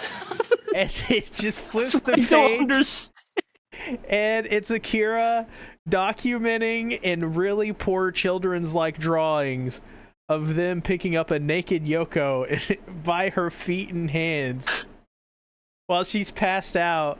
And I love how he draws He draws the nipples. booze. The nipple, yeah, the booze is so funny. And she's like, I like the sound effect that it plays and how like shocked she is. Like she's not like totally, like she's just kind of like, oh no. Which is that's the Yeah. funnier part. Is she's I'm not so like, embarrassed. yeah, she's just really embarrassed. It's very funny. Yeah, that was. I just question Akira in his reasoning for even drawing that. I understand that the drawing of her, because she said, yeah, draw a picture of me. Okay, I'll draw a picture of you. But this is how he has stuff in his diary, I guess. Just, this is me carrying her naked ass to her bed. This is me dressing her. She wasn't supposed to see that. Yeah. Yeah, well, true, very true. But my goodness. I mean, are you gonna just harken back to that and go, yeah, I remember doing that. I carried a naked girl back to her bed. He's just laughing. Oh my god, that'd be so funny. Yeah, how is this going to affect their relationship though? Because Misaki, as we found out, she's a very shy girl, despite her being a model. No, I don't think it's going to affect it much. If anything, I think it may make them a little closer. Mhm. Obviously, Akira wasn't. This is not his coworker where he would have like, wait, Yoko, put her down. I must take pictures. He's not. He just carried her into bed, and yeah, even him drawing the picture, that wasn't anything like malicious or anything. That's just him like literally because we saw other pictures. He just literally documenting like his daily life. Because how the episode ended was him just chilling on the rooftop, cooking fish, and he's just literally just enjoying life and the peace that he has right now. Yeah. Which makes me think, what's going to happen next now that one threat's dead? Wow, I mean, we still have a looming one. Right, the hitman. Also the pervert. I don't think he's a looming threat. I think he's more of a looming nuisance. Yeah, he's a nuisance. He's not a threat. That's one of those Akira does some karate chops to and puts him in a meat grinder. Just easy. Okay, so it's like I'm probably going to be a minor threat then the next season. So you got the hitman, the pervert. Well, I think the most major one probably is going to be Yoko. What's the threat? He's our ally, see? By the way, there's something so funny when they try to waifu up Yoko in this series, because you can tell when they put in a lot of budget in certain scenes, and they always try to make her as pretty as possible. Yeah, it worked on Light Ruler. I guess so. Oh, yeah. Yeah, I guess Light Ruler X Yoko. Good luck. Well, I think the bigger question when it comes to Akira's and Misaki's relationship is she had the thought of who the masked man was, and because she saw a vision of the moves that Akira was doing, and she linked that to Jackal, and of course she heard his voice, and she was thinking that like he probably had the same mannerisms. That I think will change things. Yeah. Now, for the good or worse, don't know, but that is the thing that we're not sure about, where that could shift things in one direction or the other with those two. Mm-hmm. Yeah, for sure, for sure. That'll be interesting to see what happens. Because I thought for sure Kenji was going to be the major villain this whole series, but he died this episode, so it's like, what else is there? Unless the rest of the season is just Akira living in peace. Obviously, peace will be temporary, and I'm sure it's going to be peaceful for the next few episodes here and there. But there's definitely going to be something that comes along. I don't know what it is, but when you really think about it, maybe there'll be a time skip because once that year's over, he's got to go back to killing people. So I mean, maybe gonna maybe wanna he stay. won't want to. Right? Maybe he won't want to go back. Maybe that'll be the threat. the biggest thing that we have right now, as an antagonist is Sunagawa, and Oh, true.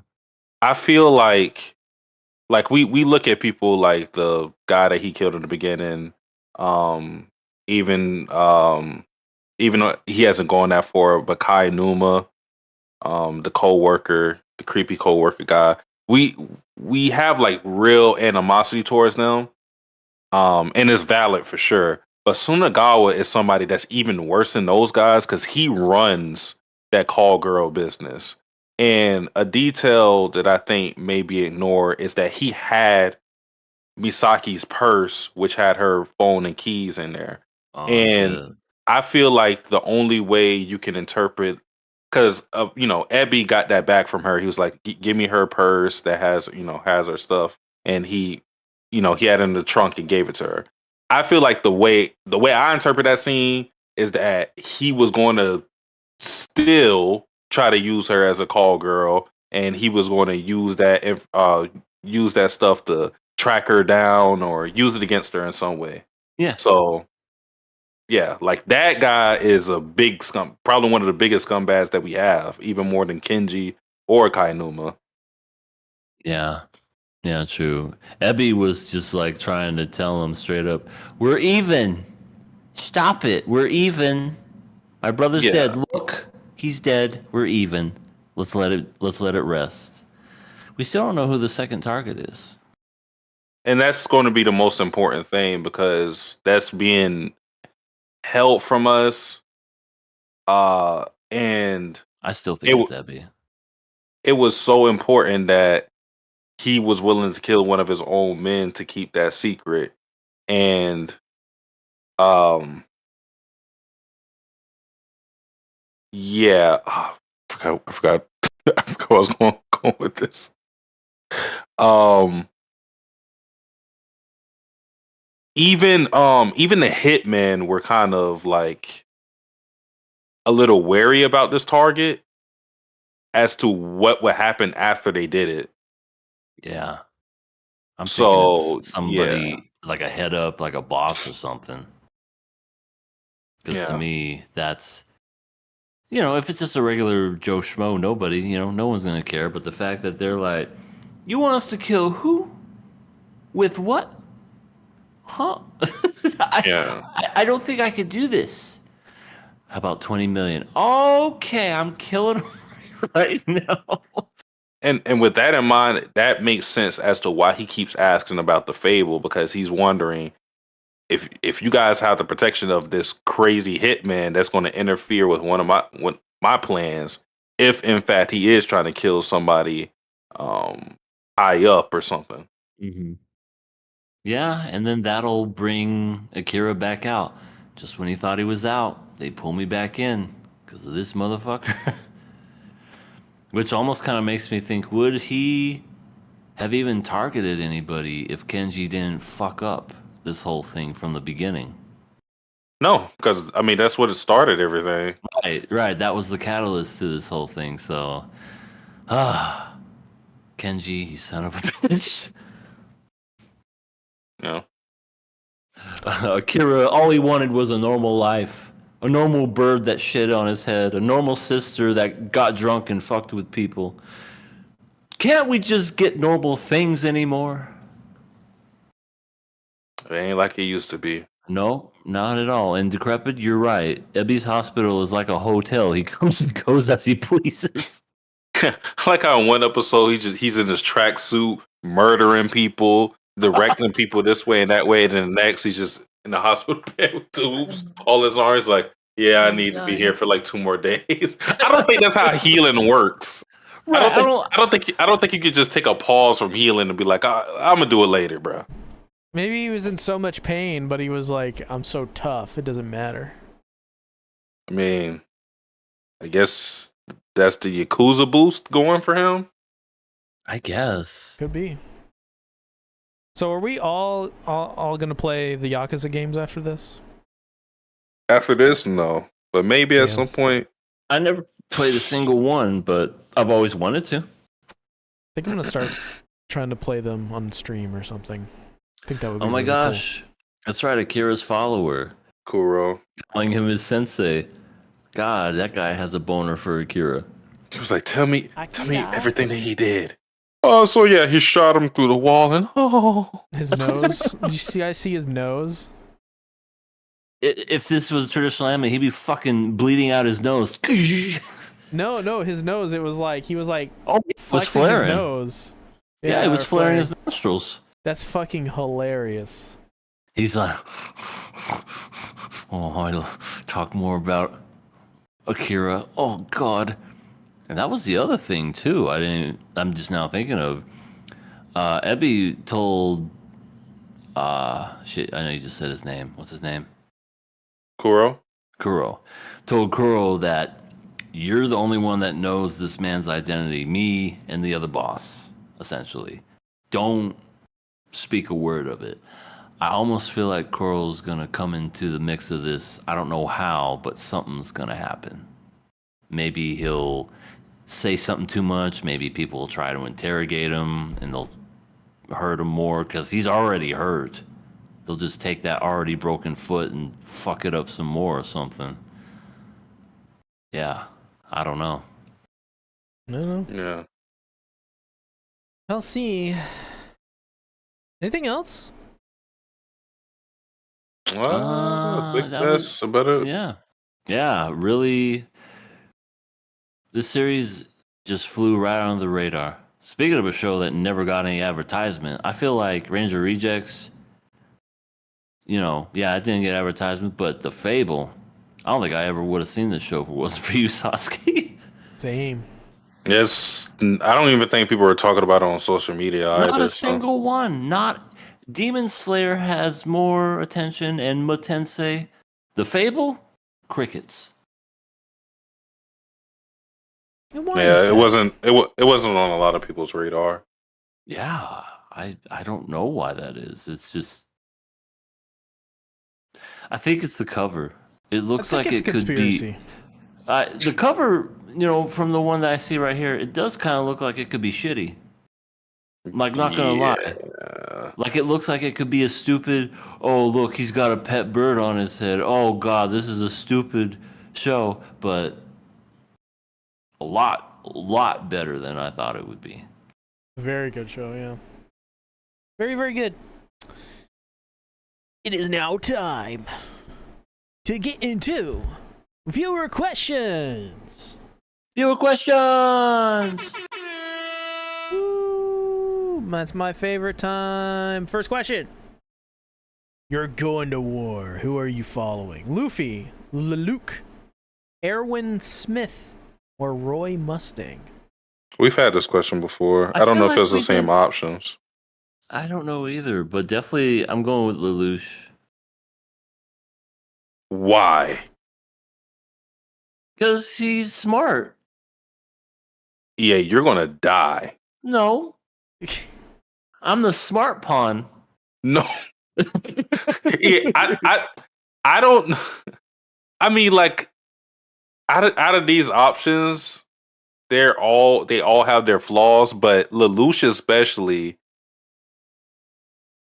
he doesn't really care about anybody, any of his subordinates like that. Oh, I just massage his feet. I'll be putting in his hand. Okay, that's a strategy. I mean, I mean, foot massages, they're pretty fun. he is a smart guy. He leads everyone, but he's on his feet all day. I just gotta, just get in there, and I'll never have to see the battlefield. Everyone else will, but hey, we'll at least go to victory, and I'll be alive massaging his feet. This image I have in my head is wild. I'm going to go with Erwin. The man.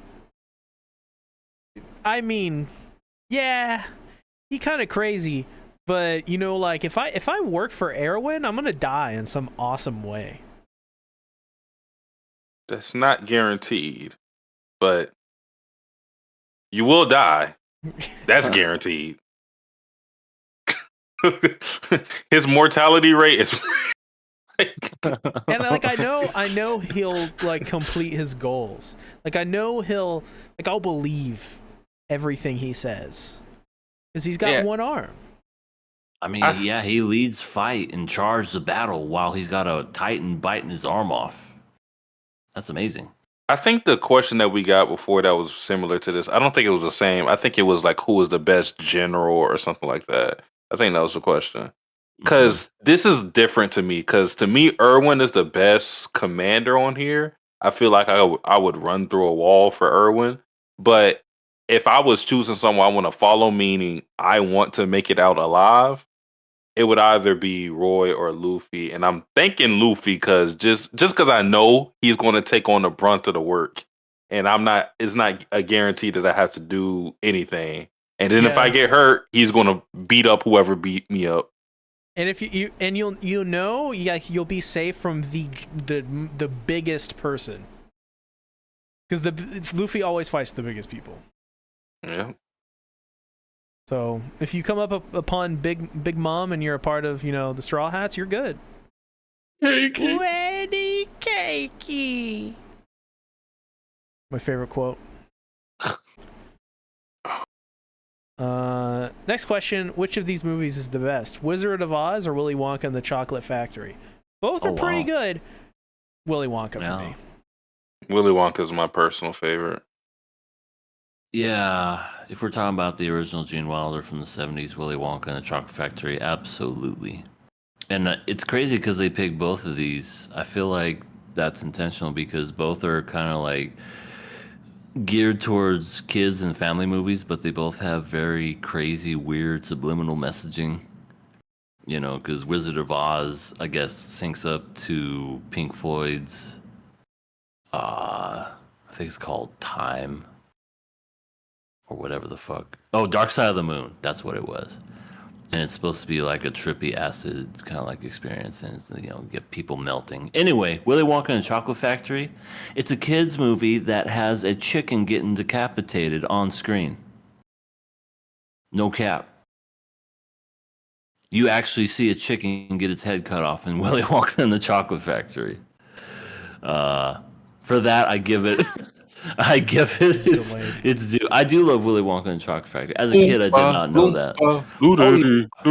So much more quotable things. Wizard of Oz is great because it was one of the first movies to go from black and white to color. But that movie's in the 1930s. That stuff little outdated. The stuff that's like raining, snow, that's actual asbestos. That's crazy to think too. But yeah, Willy Wonka and the Chocolate Factory. A bunch of kids die. Uncle Charlie, Grandpa Joe's a piece of shit. And, Gene Wilder is the best Willy Wonka. Don't at me. Yeah, they should have not at all tried to turn Willy Wonka into this stupid franchise. Should have been one and done. Yeah, Johnny Depp, no. And then they did one last year that no one even fucking watched. I don't even know why they. Gotta Terrible. cash in. Gotta cash Yeah. in. Mm-hmm. Who's winning this 1v1? Post Rose Miriam or strongest form is Sukuna? This is gonna be a question only for Satsuki the Savage. Yeah, because I don't know Hunter x Hunter. Sorry. Miriam. Really? That's stronger than Sukuna. Okay. There are things I could say. Next question. Which character has the worst job? Dingy, Levi, Nanami, or Giyu? The worst job? The worst job? Like, they don't get paid enough? Oh, okay. So like Dingy as a Public safety member. Levi Yeah. is Survey Corps commander. Nanami, Sorcerer. Sorcerer, I guess. That's, I guess, more of a position than a job. What is the worst job? And Gyu as Gyu. a Slayer, the Demon Slayer Corps. I'd say Denji has a pretty bad job. He gets puked on. As a person who's read the manga, I'm gonna say Dingy. Okay. Does he even get paid? I don't even think he gets paid. No, like, cause doesn't Makima just have him as that? As like, if you don't do this, I'm going to kill you. So he doesn't even get paid. Yep, pretty much. Okay, so Denji, because everybody else at least gets money.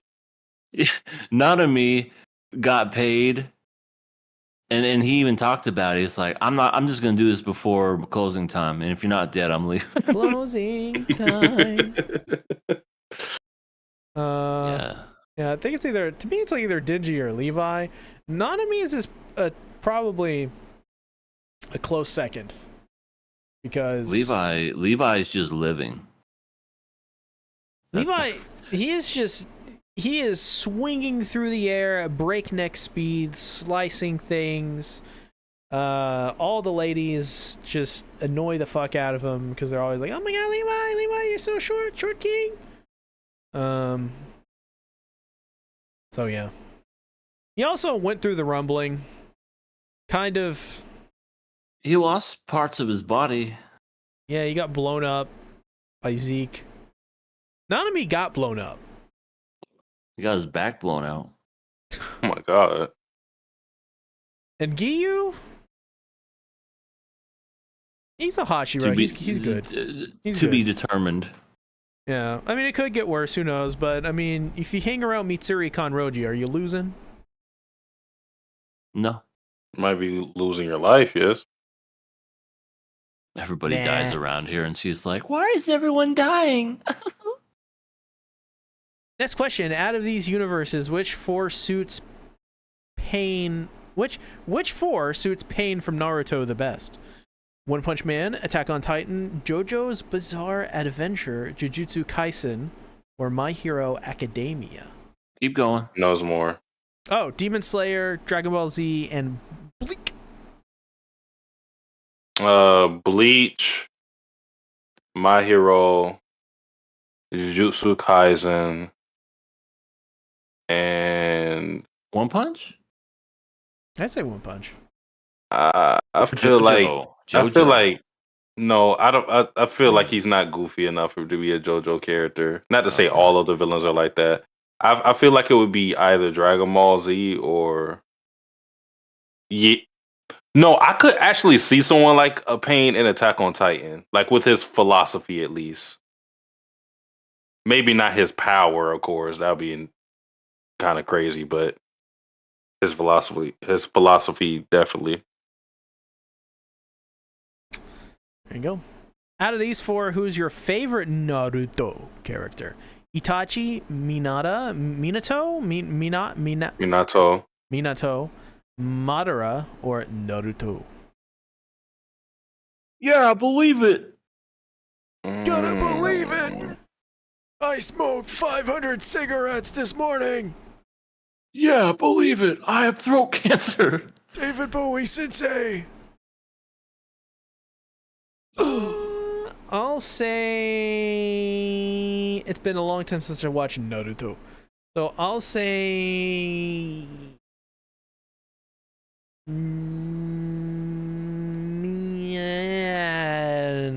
Itachi.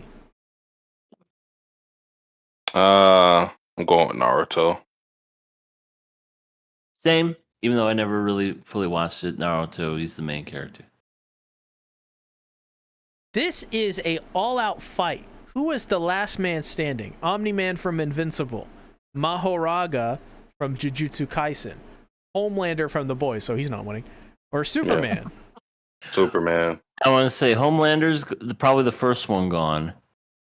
Then Mahoraga. Then it's down between Omni-Man and Superman. But yeah, I think Superman. They just made him way too strong. He's just the strongest. Yep. Superman, yeah. I could kind of get it if it was like Gojo was in this from Jujutsu Kaisen instead of Mahoraga. I feel like he could pull it off, you know, all these magical techniques. Superman doesn't exactly have magic, so. Yeah, but he's faster than a speeding bullet. So if he tries any of that transmission stuff, he's just so quick. Dang. Rip Mahoraga, you little bitch. Who's winning this 1v1, Joker or the Green Goblin? Oh, that's like a good matchup. Green Goblin, probably just because he can fucking fly on his hoverboard and he's got bombs. But if you take away that hoverboard, he doesn't really. I mean, yeah, he has the strength. You know what? Even the strength, I say he's probably got Joker. Because Joker's just a regular person. Green Goblin has like superhuman strength and can like body slam people through a roof. So Green Goblin's got it. I think Green Goblin too. I think if you give Joker ample enough time to plan, I feel like it's definitely believable that he could defeat Goblin. Yeah. Joker's smarter, but Green Goblin is obviously stronger. The Joker's just a clown. Mm. Yeah, like if it was in oh god, where does fucking Batman take place in? God damn it, what's that? Gotham City. Gotham. Yes, Gotham. If like, I feel like if Green Goblin went to Gotham, then it's Joker. But if I feel like Joker was in New York City, Green Goblin.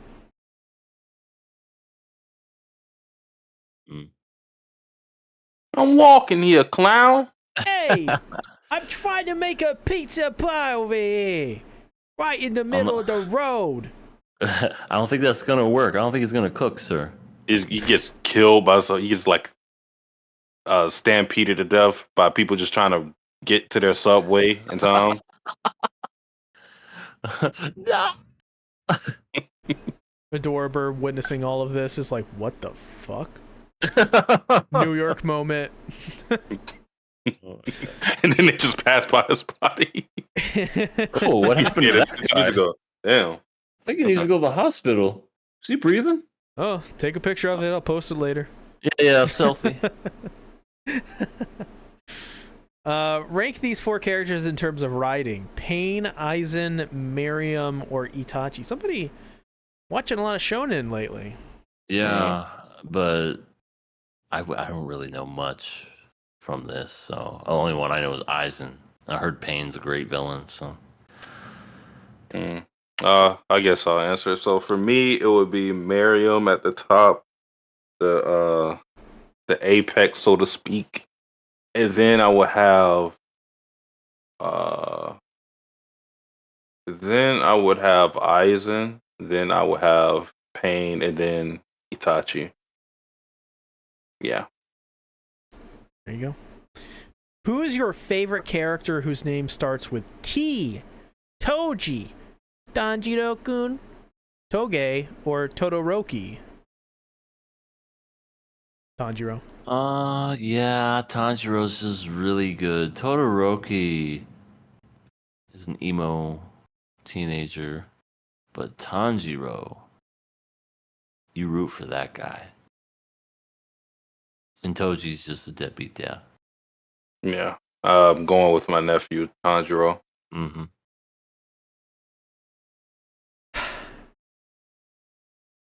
The fuck is this shit? You want me to See read? Tactics takes a look at Vladilena and then runs the gauntlet. Would any of these characters be capable of destroying his penis? Gojo, All Might, Goku, Saitama, and I don't know this last one. I know Svaldigold from that one fucking show. I gotta look him up. Overlord. It's Overlord. Oh, that one? I know. Yeah. Okay. The skeleton guy, right? Or is it somebody else? Yeah, he's super Bone OP. Daddy. That's the main guy. Gojo is taking one look at that penis. He getting creamed by it. All It's breaking Might, through affinity. yeah, All Might. I mean, even in his prime, before he got hurt, and he got that kill from hit from One for All. Yeah, that penis is going right through. That's how he got that injury, actually. In fact, you know what? One I for saw all for one, never happened. It was the penis that got All Might that. He just made up that lie because he was too embarrassed to tell the truth and say, "Oh yeah, this was from his." When really, it's like, that fucker had a really hard penis. Oh my god, am I fucking dying? Goku, I mean, Goku is the man when it comes to overcoming impossible odds. But that penis, sorry, Goku, you're going back to HEFIL or whatever the fuck it was called. Home for Infinite Losers. So yeah, HFIL. He's going to the Home for Infinite Losers after that penis destroys Goku. And this is Ultra Instinct Goku too. Like, I mean, Goku whips out all the moves. He just sees it. He's like, it's too hard. I just can't. And it's a power struggle between him and the penis. Just and the penis just goes, cuts right through. And then just it's awful, just terrible. Saitama, we've known this guy for a long time to be in the strongest person in One Punch Man. Like, never even breaking a sweat. But Saitama is at his wit's end with C Tactic's penis after seeing Vladilena. Like, he punches it because he thinks he's gonna do it, and then his hand literally explodes. And he's just like, what the fuck? And then that caught him by surprise because Saitama's so used to winning all the time, but then he dies super quick because he just didn't expect it. And then finally, Ainz Voldigold, he's Bones. He loses to this boner. Boner just completely crushes everything. And little did we know of Ainz Voldigold. So C Tactics takes everybody. See, I'm not going to disrespect C like that. In my opinion, he gets in a high diff battle with Saitama.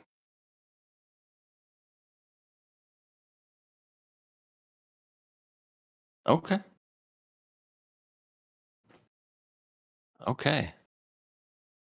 He's speechless. See? Yeah, where can they find you? You can find me at my channel, Everything Animated, where we will be possibly talking about, I'm pretty sure it's in the bag, where we're talking about elf girls losing weight over here. Why? Just because I think it would be funny. We do have, and I'm talking about the King of Anime podcast, we have a Twitter. I just dropped it in the chat right there. So go on, give it a look. That way you know when we go live. We are going to be going live on Wednesday to talk about an award show. You may have heard of it. It's called the King of Anime Awards for the spring 2024 season. We also have a Patreon. We talked about it before, but for all you newcomers that are wanting to know about it now, we have a Patreon, we have a brand new video where we are talking, me and Sasuke, about our love for Watamote. Watamote is one of our favorite mangas, very underappreciated, and we gave it some love.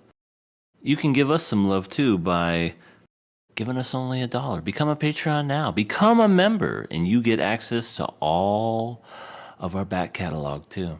So, yeah. Follow us, like, share, subscribe, all that wonderful jazz, and boom. We'll see you next time. It's I, Sasuke the Savage. You can find me on my main channel, Sasuke the Savage. YouTube, that is, as well as Sasuke the Reactor, where I expect to post some live reactions to a certain show come the fall season. And you could especially check me out on my Twitch, Sasuke the Savage. That's not with a THE, it's with a DA in between the Sasuke Savage, where I play a plethora of games. Just finished the Golden Deer route for Fire Emblem. That's why I was spent so much time playing that game yesterday. And playing Return to Die, still playing Stellar Blade, still playing Nikke, whole bunch of games, Persona 3 Reload. And eventually, once I get done with those games, is going to be some other games that I didn't play that I'm going to be playing on that channel. And you can catch me always 3 p.m. Eastern Standard Time for the weekend, Saturday, Sunday. So that's where you can find me, and I hope to see y'all there. Well, as for me, I am located on the channels known as The Sea Tactics and The Bento. Soon to be an additional thing, a little complicated to get to it. But tomorrow is a new Chainsaw Man chapter, meaning Fujimoto has once again blessed us with what is likely to be absolutely insane, because every new chapter always is insane. Yeah, I think that's kind of it for this week. I'm working on an Oshinoko season 1 recap because I figured, well, I didn't finish the series, I think, so I might as well just do a recap of it. And I'm also gonna do one for Tower of God season 1 as well, because I'm gonna pick that up. I'm gonna watch it. I'm gonna see what it's like. So that'll probably be the week after. I don't know. Besides that, working on a lot of stuff. We'll see. Lots of fun. Thanks everybody for watching, coming out. I appreciate it. See y'all next week. Bye. Jenny. Later.